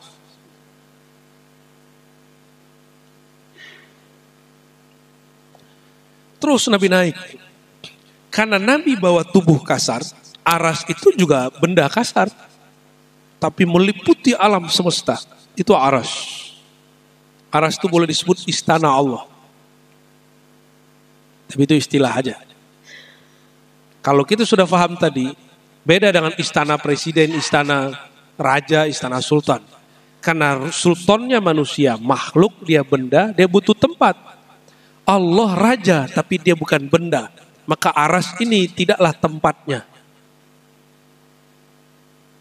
Terus aras tempat apa dong? Ar-Rahman 'alal 'arsy istawa. Surat Thaha. Nanti lihat di rumah, ya. Ayat 5 seingat saya. Ar-Rahman, Allah yang Maha Rahman, 'alal 'arsy, terhadap aras istawa. Istawa berarti bersemayam. Istawa juga berarti merata-rata. Meratakan. Meliputi. Kata istawa lebih dari 15 makna. Lalu kenapa ada orang meyakini istawa itu cuma duduk, bertempat? Dan yang paling penting di ayat ini, apa yang paling penting? Allah tidak memulai dengan kata istawa, tapi mulai dengan kata Rahman. Tapi kenapa kita fokus di kata istawa? Akhir berdebatlah antara orang-orang ahlu sunnah aswaja dengan orang-orang wahabi salafi. Sampai sekarang nggak selesai. Padahal Allah nggak suruh debat. Allah nggak pernah nyuruh kita memperdebatkan makna istawa. Biasanya bahasa Arab memulai kalimat itu dengan kata kerja. Tapi kali ini dengan kata benda. Supaya orang tidak memperdebatkan kata kerjanya. Istawa kata kerja. Harusnya istawa Rahman 'alal 'arsy. Istawa bersemayam Ar-Rahman di atas aras. Harusnya begitu. Tapi Allah nggak begitu. Allah memulai dengan kata benda. Dirinya bukan kata benda, kata isim. Namanya sendiri. Ar-Rahman, dia yang Maha Rahman. 'Alal 'arsy, terhadap aras istawa. Maka bersemayam di situ artinya meliputi. Apa yang meliputi? Rahmannya. Apa arti Rahman? Kasih sayangnya. Jadi kalau diterjemah gimana? Kasih sayang Allah terhadap aras. Dan semua yang diliputi aras, langit, bumi. Dan kita yang sekarang duduk di sini sedang diliputi aras. Semuanya istawa, kasih sayangnya rata semua. Itu makna sebenarnya yang lebih mendekati kepada yang hak. Kita nggak boleh juga mengatakan ini paling benar, tapi paling mendekati. Kenapa? Allah memulai dengan kata Rahman. Kenapa kita debat di istawa? Ya. Jadi saya harap masjid ini jangan lagi nanti ada orang debat masalah di mana Allah. Kasihan itu ya. Dia telah memikirkan yang nggak boleh dipikirkan. Karena Allah bukan benda, dia tidak bisa dipikirkan. Nah, lalu Imam Abu Hanifah mengatakan walakin min tariqin annahu la syarika lahu lam yalid wa lam yulad wa lam yakul lahu kufuwan ahad. Dia esa, tidak ada sekutu baginya. Lam yalid wa lam yulad, tidak melahirkan, tidak dilahirkan. Artinya tidak butuh asbab. Tidak ada ayah dan ibu di situ. Wa lam yakul lahu kufuwan ahad. Lam yakun, tidak ada lahu baginya kufuwan, perbandingan. Itu kufuan, ahad, seorang pun. Jika dia tidak dapat dibandingkan dengan apapun, ini memperkuat makna bahwa dia tidak bisa dibayangkan oleh siapapun. Kita baru dapat menceritakan sesuatu jika kita bisa menganalogkan sesuatu ini dengan suatu benda yang lain. Kalau yang sudah pergi ke Mekah, bisa cerita Ka'bah itu ukurannya berapa. Benar ya? Ada yang sudah ketemu Allah? Yang sudah ketemu Allah Nabi Muhammad, itu pun Nabi Muhammad dihijab oleh Allah dengan satu hijab saja atau dua hijab. Ayatnya apa? Fakana qaba qausaini au adna, surat An-Najm. Nabi ditirai oleh Allah dengan dua busur panah. Jadi tetap ada jarak antara Nabi dan Allah, tapi jarak ini bukan jarak benda. Ini hanya Allah yang tahu. Jibril 70.000, satu pun dia nggak boleh tembus. Nabi Muhammad sudah mau habis, tinggal dua. Au adna, atau lebih dekat dari dua busur. Hanya Nabi Muhammad yang dapat izin. Berarti Nabi Muhammad dekat nggak dengan Allah? Karena beliau paling dekat kepada Allah, maka jalan terdekat kepada Allah adalah mengenal Nabi Muhammad sallallahu alaihi wasallam. Nanti ada pembahasan tentang itu. La yushbih syai'an minal asya' min khalqi. Dia tidak menyerupai makhluk, wala yushbihu syai', dan tidak ada makhluk yang menyerupainya. Maka jika ada di Quran nama yang sama dengan nama makhluk, bukan berarti sama bendanya. Contoh, di 2 ayat terakhir surat At-Taubah, Allah menyebut Nabi Muhammad dengan nama yang sama dengan nama Allah. Wabil mu'minina ra'ufur rahim. Dan dia terhadap orang-orang beriman ra'uf, maha penyayang. Tapi karena ini bukan Allah, Nabi Muhammad kita artikan sangat penyayang. Rahim juga penyayang. Bedanya apa ra'uf dengan rahim? Ra'uf itu ada empati di situ. Nabi Muhammad diberikan nama Ra'uf Rahim. Ra'uf Rahim nama Allah Asmaul Husna. Maka ini hanya kesamaan nama, tapi yang punya nama lain. Gitu. Ada yang namanya Rahman di sini? Ada ya, banyak. Apalagi orang Sunda ya, suka banget namanya Rahman. Maman Surahman, Abdurrahman. Kalau Abdurrahman nggak apa-apa, hamba Rahman. Ya. Ada kawan saya namanya Rahim, nggak pakai abad. Dimarahi nama kawan kita yang salafi. Inti namanya nama Tuhan. Teman kita nggak hafal nih surat. Ini ayat Taubah. Seharusnya dijawab. Loh Nabi Muhammad disebut Rahim kok di Quran? Bukan Abdur Rahim. 2 ayat terakhir surat At-Taubah. Silakan Pak dilihat. Allah menyebut dirinya azim. Dan Nabi Muhammad disebut akhlaknya juga azim. Sama-sama disebut azim tapi lain makna. Azimnya Allah tidak terbatas. Azimnya di Muhammad batasannya Allah itu sendiri. Jadi masih terbatas. Baik.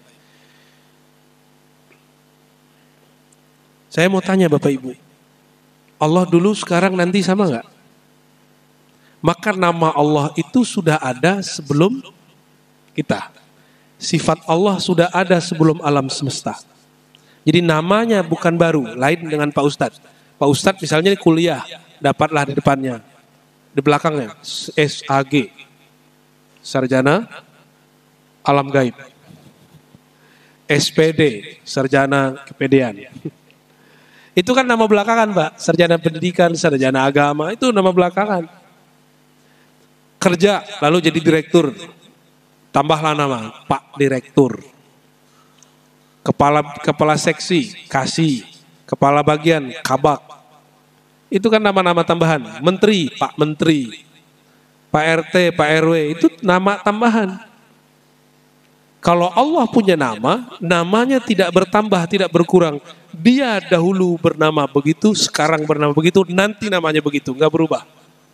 Karena waktu tidak berlaku baginya. Karena dialah sang pemilik waktu. Anad dahru, akulah sang pemilik waktu, kata beliau. Kata Allah SWT. Jadi Allah dulu Rahman, sekarang Rahman, nanti juga Rahman. Ya.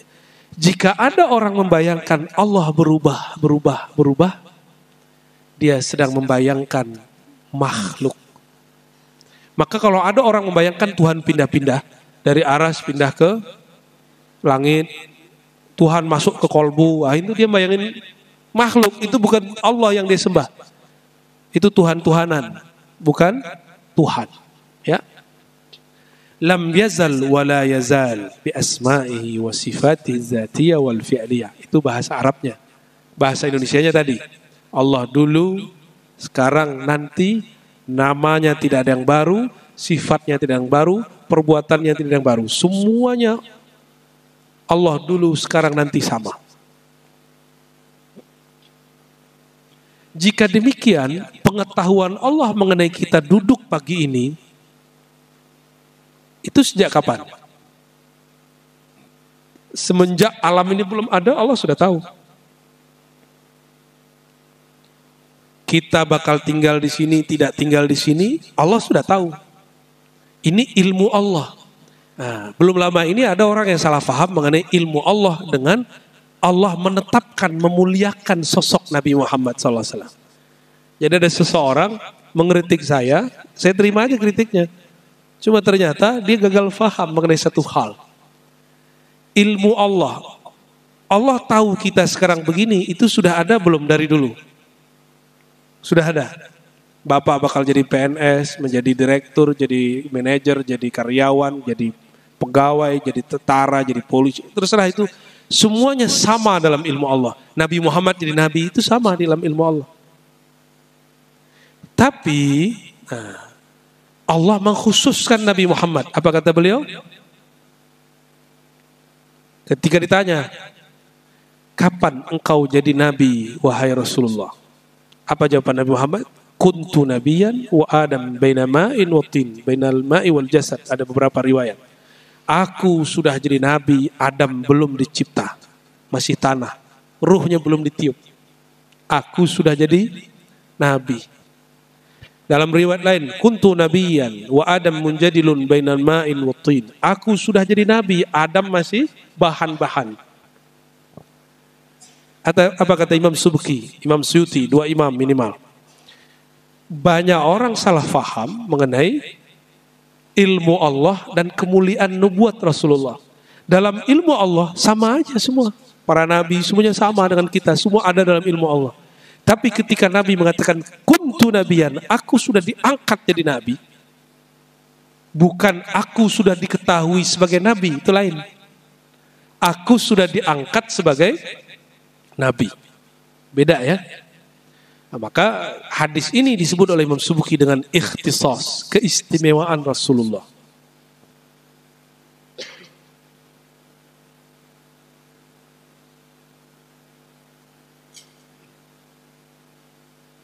Nah, inilah yang disebut dengan nur Nabi Muhammad sallallahu alaihi wasallam. Yang ada di Mekah, di Madinah itu namanya Muhammad bin Abdullah. Itu adalah nur yang Allah fisikkan. Di alam sebelum ini, ada alam sebelum ini, alam cahaya, alam ruh.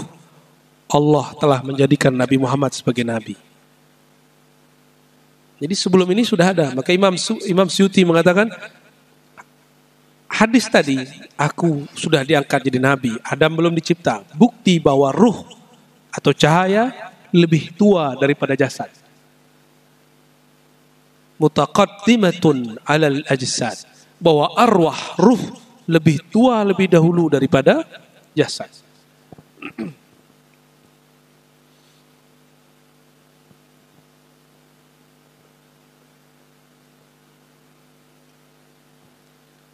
Jadi ruh saya, ruh Bapak Ibu itu lebih tua dari tubuh ini. Dan tuanya ruh itu tergantung makrifat, pengetahuan, knowledge yang dia punya tentang Allah Subhanahu wa taala. Oleh karena itu para ulama dulu mengatakan asy-syaikhu syabun illam yakun lahu ilmun wa ma'rifatun. Orang sudah tua itu tetap dianggap muda belia kalau nggak punya ilmu. Tetapi asyabu syaikhun, pemuda dianggap tua jika dia mengenal Allah Subhanahu wa taala. Gimana Pak? Sudah tua belum ruh kita? Sudah matang belum ruhnya? Matangnya ruh bukan dengan banyak sholat. Banyak sholat bagus.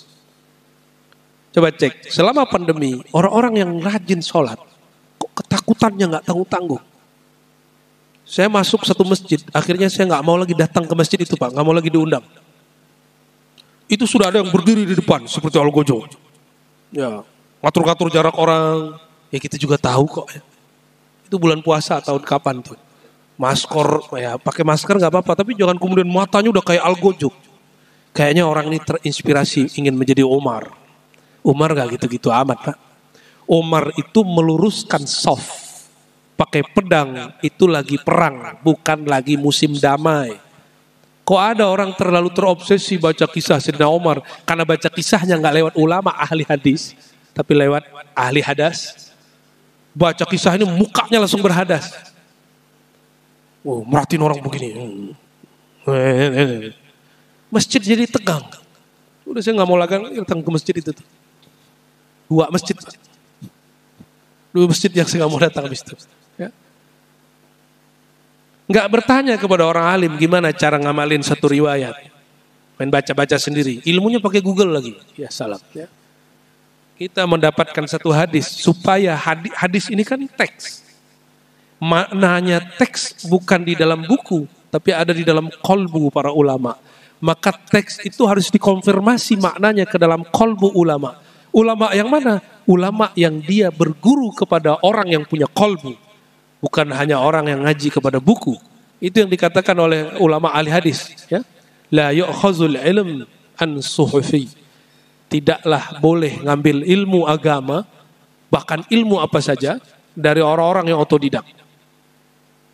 Coba bayangkan, Pak Ustadz ini tiba-tiba berganti haluan. Dia menjadi terapis. Habis ngapain? Habis nonton YouTube dan baca 5 buku kedokteran. Terus buka klinik. Mau nggak Pak berobat sama beliau? Mau nggak? Saya sudah baca 5 buku, gitu. Gimana? Mau nggak periksa badannya? Nggak semudah itu jadi terapis. Itu baru ngurusin badan yang zahir. Gimana mau ngurusin ruh dan kolbu kita yang dia lebih tua dari tubuh ini? Harusnya lebih serius ngurusin ruh dan kolbu. Karena perjalanan kita masih jauh. Ini baru setengah perjalanan ruh kita nih Pak. Maka Nabi mengatakan kut fid dunya ka'annaka gharib. Hei, sadarlah kamu, dunia kamu itu adalah salah satu stasiun. Jangan lama-lama di situ. Walaupun Bapak Ibu beli rumah bagus-bagus di sini, tapi jangan berpikir bakal tinggal lama di situ. Ruh kita lebih tua. Tapi tetap saja ruh bukan Tuhan. Ruh itu hembusan Allah Subhanahu wa taala. Dia ada awalnya. Allah ciptakan tubuh ini. Nah, dengan memahami bab ini, kita nggak akan terlalu ngoyo dalam hidup dunia. Tetap serius dalam bekerja, serius belajar, tapi kita kemudian mengabdikan itu semua untuk ruh. Karena ruh ini yang akan jalan, ya. Gak usah khawatir Bapak Ibu yang sudah umur di atas 60, ya. Nanti kita di surga seumuran Pak insya Allah. Kalau masuk surga. Kalau masuk di surga itu seumuran Sayyidina Isa waktu diangkat. Nabi Isa diangkat umur berapa? Umur 33 tahunan. Ya. 33 tahun. Ya. Pak Ustadz berapa Pak Ustadz? 43. Plusnya 10. 53 dong. Kok bisa? Oh, disinilah kita paham. Ruh tidak berganti, tapi tubuh boleh bertukar. Mati tubuh ini hancur sudah. Allah sisakan cuma tulang ekor. Lalu Allah ciptakan tubuh yang baru yang sanggup menempuh perjalanan mahsyar. Itu perjalanan mahsyar jangan dibayangkan kayak jalan dari sini ke Lebak Bulus, Pak. Jauhnya bukan main. Padang mahsyar, orang kalau pas ngumpul itu pas dibangkitkan bukan langsung kemudian digiring ketemu Allah, enggak. Mereka kemudian panik. Kenapa? Malaikat di mana-mana bertugas. Mirip-mirip seperti kita di imigrasi. Tiba-tiba ada pemeriksaan. Tapi nggak bawa kartu. Disitulah kemudian ruh-ruh yang sudah diberikan jasad, dia kemudian mengingat memorinya. Saya dulu punya nabi siapa? Guru saya siapa? Maka mereka berkumpul. Jadi nanti kita kalau sudah masuk padang mahsyar Bapak Ibu, kita ngumpul cari backingan. Bapak kalau panik dalam bab hukum, ada masalah hukum, nyari backing nggak? Nggak usah jauh-jauh. Mungkin di sini masyarakatnya sudah dewasa. Di salah satu komplek di Pengasinan Depok, itu konflik Pak, RT RW-nya, RT RW lama dan RT RW baru. Seru tuh konfliknya. Pakai lapor-lapor segala ke polisi. Dan masing-masing punya backup polisi. Itu baru urusan RT RW, karena dilapor, yang terlapor mencari backing. Itu baru urusan apa? Urusan dunia. Nama kita sudah terlapor semua di sana. Mau diadili. Hisab dan mizan itu pengadilan. Hisab itu seperti penyidik, dicek dulu. Ini dia kerjanya dulu apa, laporannya apa, ngapain aja dia. Setelah dicek, nanti ditimbang. Baru diadili. Kamu surga, kamu neraka. Wah ngeri Pak. Guru saya seorang wali Allah, orang Arab. Kata beliau, tempat paling menegangkan di dunia adalah imigrasi. Padahal dia wali Allah. Jadi beliau ini kalau masuk ke imigrasi tegang juga. Padahal zikirnya banyak, wiridnya banyak, ilmunya banyak. Itu baru imigrasi dunia. Padang mahsyar itu ada imigrasinya. Imigrasi pertamanya alam barzakh. Ya. Nanti kita cerita banyak tentang alam sana, Pak. Itu banyak kisah-kisah yang Nabi sampaikan bakal terjadi begini, bakal terjadi begitu. Biar nanti jadi memori. Yang saya sampaikan tentang Allah, Rasul, dan alam barzakh itu akan tersimpan dalam ruh Bapak Ibu.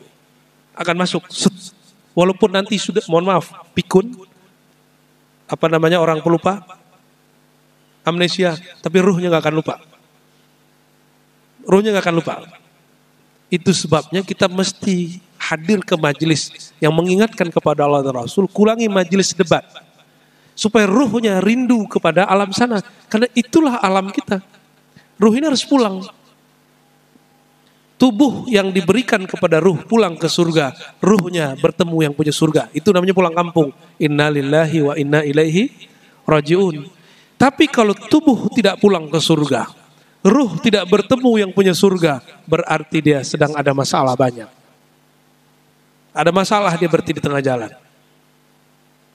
Mau yang begitu ntar? Kan gak mau. Dan Nabi mengatakan, semua para nabi tidak ada yang boleh buka surga kecuali aku yang membukakannya. Nah, ini yang saya tanyakan kemarin ke jemaah dan tidak ada yang jawab. Nabi mengatakan, di tanganku ada kunci-kunci surga. Ada nggak riwayat Bapak Ibu ketemu bahwa Nabi bawa gembok, bawa kunci kemana-mana? Ada nggak? Kunci yang kita bayangin gimana? Ada terus ujungnya ada gerigi-geriginya. Nggak ada tuh. Terus apa dong? Ternyata risalah beliau itulah kuncinya. Dan di tangan beliau lah ada kunci surga. Nabi Ibrahim, Nabi Nuh, Nabi Adam, semuanya ngikut Nabi Muhammad SAW. Dan kita beruntung jadi umat Nabi Muhammad SAW. Umat Nabi Muhammad lebih dulu masuk surga dari nabi-nabi terdahulu. Bayangin. Enak gak fasilitasnya? Ya. Jadi nanti di akhirat ngumpul begitu semua umat manusia dari zaman Nabi Adam. Lalu Nabi Muhammad adalah makhluk paling sibuk. Jadi nggak kita bayangkan seperti yang kita bayangkan Nabi Muhammad teh enak-enak tidur-tiduran di atas di surga di aras, enggak. Nabi Muhammad paling sibuk nanti cari ummati. Seperti beliau mau meninggal memanggil ummati, setelah dibangun yang dipanggil pertama ummati. Nabi Muhammad kemudian cari cara kenal umatnya satu. Dicek ada nggak bekas wudhu. Ada nggak bekas wudhu di wajahnya. Nah bekas ini nggak diketahui pakai cat pak, enggak. Itu hanya Allah yang tahu gimana caranya. Siapapun yang ada bekas wudhunya Nabi kumpulin semua. Berarti wudhu itu khusus amalan umat Nabi Muhammad Sallallahu Alaihi Wasallam. Dan Nabi sudah dikasih unjuk semua yang akan terjadi nanti. Bahkan yang sekarang kita duduk begini, Nabi sudah ditunjukin, ditunjukkan kepada beliau. Nah, semoga ini mengingatkan kita supaya kita rindu mati, Pak. Ya, mati itu harus dirindukan, jangan ditakuti. Ya, kalau kita nggak merindukan kematian, susah matinya. Kenapa mati harus kita rindukan? Kalau nggak mati nggak ketemu Rasulullah nanti. Kalau nggak mati nggak ketemu Allah. Kalau nggak mati nggak masuk surga. Malangnya masuk neraka. Berarti untuk pengen masuk surga nggak? Ya, untuk masuk surga mesti mati. Jadi mati ini salah satu stasiun yang mesti dilewati, stasiun kematian. Allahumma sholli ala sayyidina Muhammad. Nah, terakhir Bapak Ibu, ilmu Allah Ta'ala itu umum. Sedangkan ruh Nabi Muhammad itu khusus. Maka jika disebut aku telah diangkat jadi Nabi, Adam belum ada. Itu berlainan dengan bab ilmu. Ilmu Allah umum mencakup semuanya. Sedangkan hadis ini menunjukkan kemuliaan. Ya. Maka Nabi ditanya waktu kecilnya, wahai Rasulullah, kapan engkau sadar engkau seorang Nabi? Kaifa alimta? Ya, bagaimana engkau tahu, engkau sadar, engkau seorang nabi? Lalu Nabi mengatakan, dulu waktu umurku kecil 5 atau 7 tahun, tiba-tiba malaikat turun dan dadaku dibedah. Ya, dibuka. Apa maksud saya menyebutkan riwayat ini? Ya, ada seorang ustadz nanya ke kita masalah ini.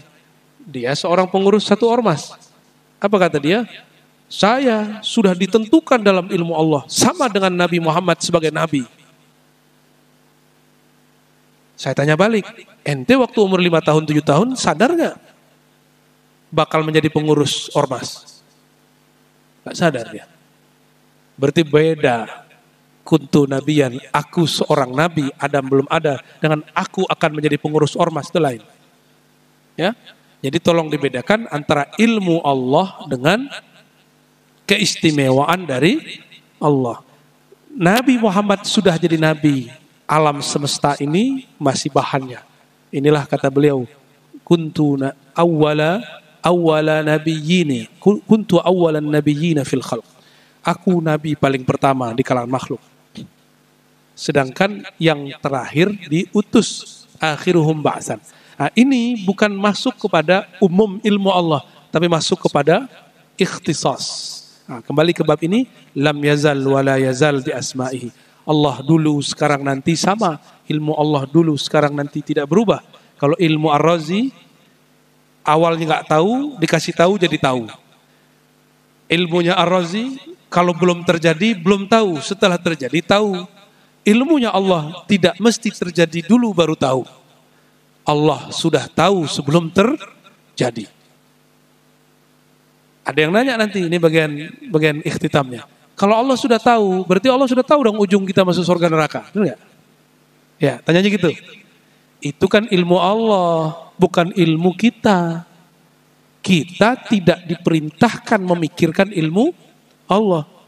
Seberapa tahu kita tentang ilmu Allah, itu yang ditanya. Maka Nabi mengatakan, i'malu fakullun muyassarun lima khuliqalah.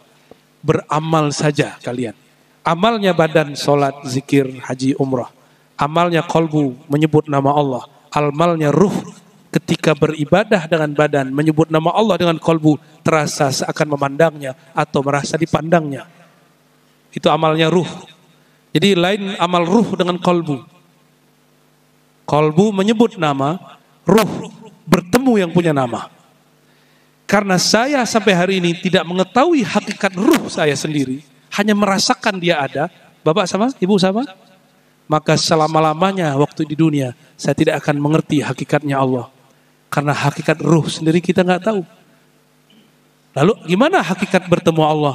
Hanya ruh juga yang tahu. Hah? Maka dalam bab ini nggak usah dibayang-bayangin, karena bayangan masuk ke otak, bukan dalam ruh.